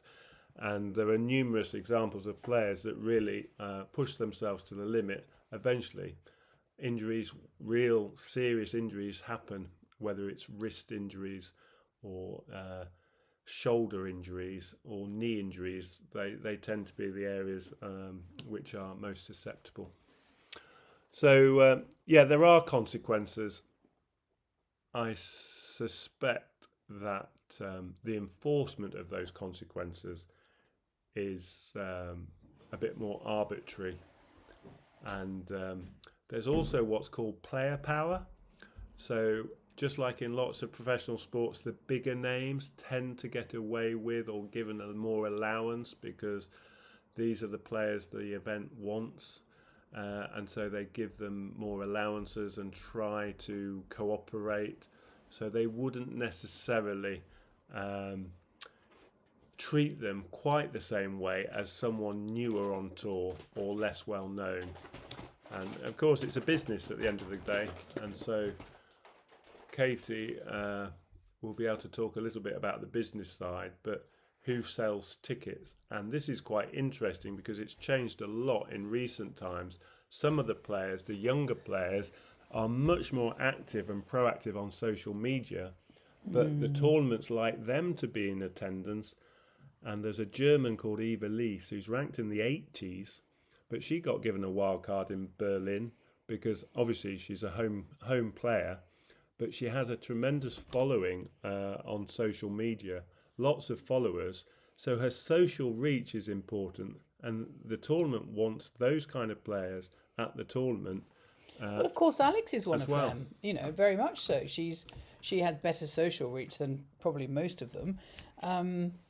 And also the WTA clearly recognises that Asia, Southeast Asia, is an area of the world globally where tennis is growing. And that's not the same everywhere else. Tennis is really being hit by paddle and pickle, well, paddle particularly in Europe, and I think in America as well. So there are all these things to keep in mind with what's going on for who they want. They want people who've got talent in tennis. But I was reading some really in-depth documentation which was talking about, there's about 30% about talent, about 30% was about social reach, and now you're testing me. There were another couple of things, but interesting that talent and social reach were the same. I was fascinated by that. So, we see, don't we, at a press conference after a match, Sabalenka has a tiny proportion of people watching her press conferences than Alex does, for example. So that's going to hit the WTA. They're going to realise that they want more of the Alex and the ones who are great on Instagram and such like. And that's why they've got Venus Williams coming back. That's why they've got Serena Williams. They want to inject some hoo-ha into the tennis. Say, why did they do the one-shot game? Do you remember at the beginning of the Australian Open, they did the one-shot tennis game where everybody just hit 1 point and you had to flip a coin for whether you served or received, and they had all the top players, men and women, and they had people from the queue, as long as they had the right shoes, and they were borrowing rackets. I remember Nick Kyrgios, did he lend out his racket or did he borrow Djokovic's racket? It was absolutely brilliant. In fact, we had a quick chat with the woman whose name is Elizabeth, who won the one shot. No, was in the final of the one Joanna shot. Garland. Joanna Garland. We had a little chat with her when we saw her at Birmingham, and we said, well done, and how come? I was very impressed with her because she most of them, interestingly, chose not to serve. They flipped the coin, and if they won the flip, they'd choose not to serve. But it was a one shot, so that was really interesting. And that's all creating hoo-ha, creating interest around a game which they're trying to keep exciting. And that's why Dan and I cover the WTA, not the ATP, because we think it's a lot more exciting. You don't know who's going to win. Look at this. A lucky loser wins Queens. Lucky loser? Qualifier. Yeah, lucky loser wins Queens. This is unbelievable. Raducanu, who really hasn't done very much all year, gets into the final at Queens. So there's so many exciting things, push pull of interest that there's a lot of stuff you just don't know what's going to happen, whereas you watch the ATP and I'm afraid you largely do know what's going to happen. Now then, guys, we've had a great match. We've had unless Dan is looking something up to tell you, I think we should probably, it's 4 o'clock, that's like 1 a.m. for you guys if you're in the Philippines, and I think we should probably let you have your beauty sleep. Yeah, this is what I'm expecting from Berlin. They've just revised the order of play for today in Berlin, and they will not finish the qualifiers today. So Katerina Siniakova, who's my main focus of attention in Berlin in terms of Alex's seeding chance, she has to play 2 matches, and she's not going to play 2 matches today. So Siniakova, if she's going to qualify for Berlin, will be playing tomorrow in the second round of qualifying, which means there's no way Alex will be playing tomorrow. Absolutely no way. They're going to try, I would imagine, get all the qualifiers and update the main draw ready for all those first round matches playing on Tuesday, which they can do. And then the top 4 seeds with a bye will join the tournament on Wednesday for the second round, which could be Alex versus Elena Rybakina. But it looks like it's pretty certain now that the qualifiers will have to finish tomorrow in Berlin, which means the first round will take place on Tuesday. And I expect Alex Eala will either play Donna Vekic, who decides to go to Berlin and play because she gets given a day off tomorrow, or she'll play a qualifier lucky loser, which either way wouldn't be confirmed till Tuesday. Right, well, this has been fun. I hope you've had a great time. If you've enjoyed it, please press like, please tell your friends, please share, subscribe, do all those things. We're going to make videos also. Obviously, we carry on making videos, which we always do. And it's interesting, about a third of you guys only come to lives, a third of you only watch videos, and a third of you go to both. So I'd say become the ones who go to both. We do posts as well, which just keep everybody up to date with what we're about to do and what she's about to do and all of that. So it's been lovely. Really looking forward to seeing you again. We'll certainly make a video for tomorrow. From what Dan's saying, it's unlikely that Alex plays tomorrow, so we probably won't see you tomorrow, but we'll definitely see you when Alex is in her first round match. And beyond that, I hope you all sleep well. Good night. Good night, Emil in New Zealand. And good night, everybody else. Yes, Ta-da. thanks for coming. Thanks. See you all.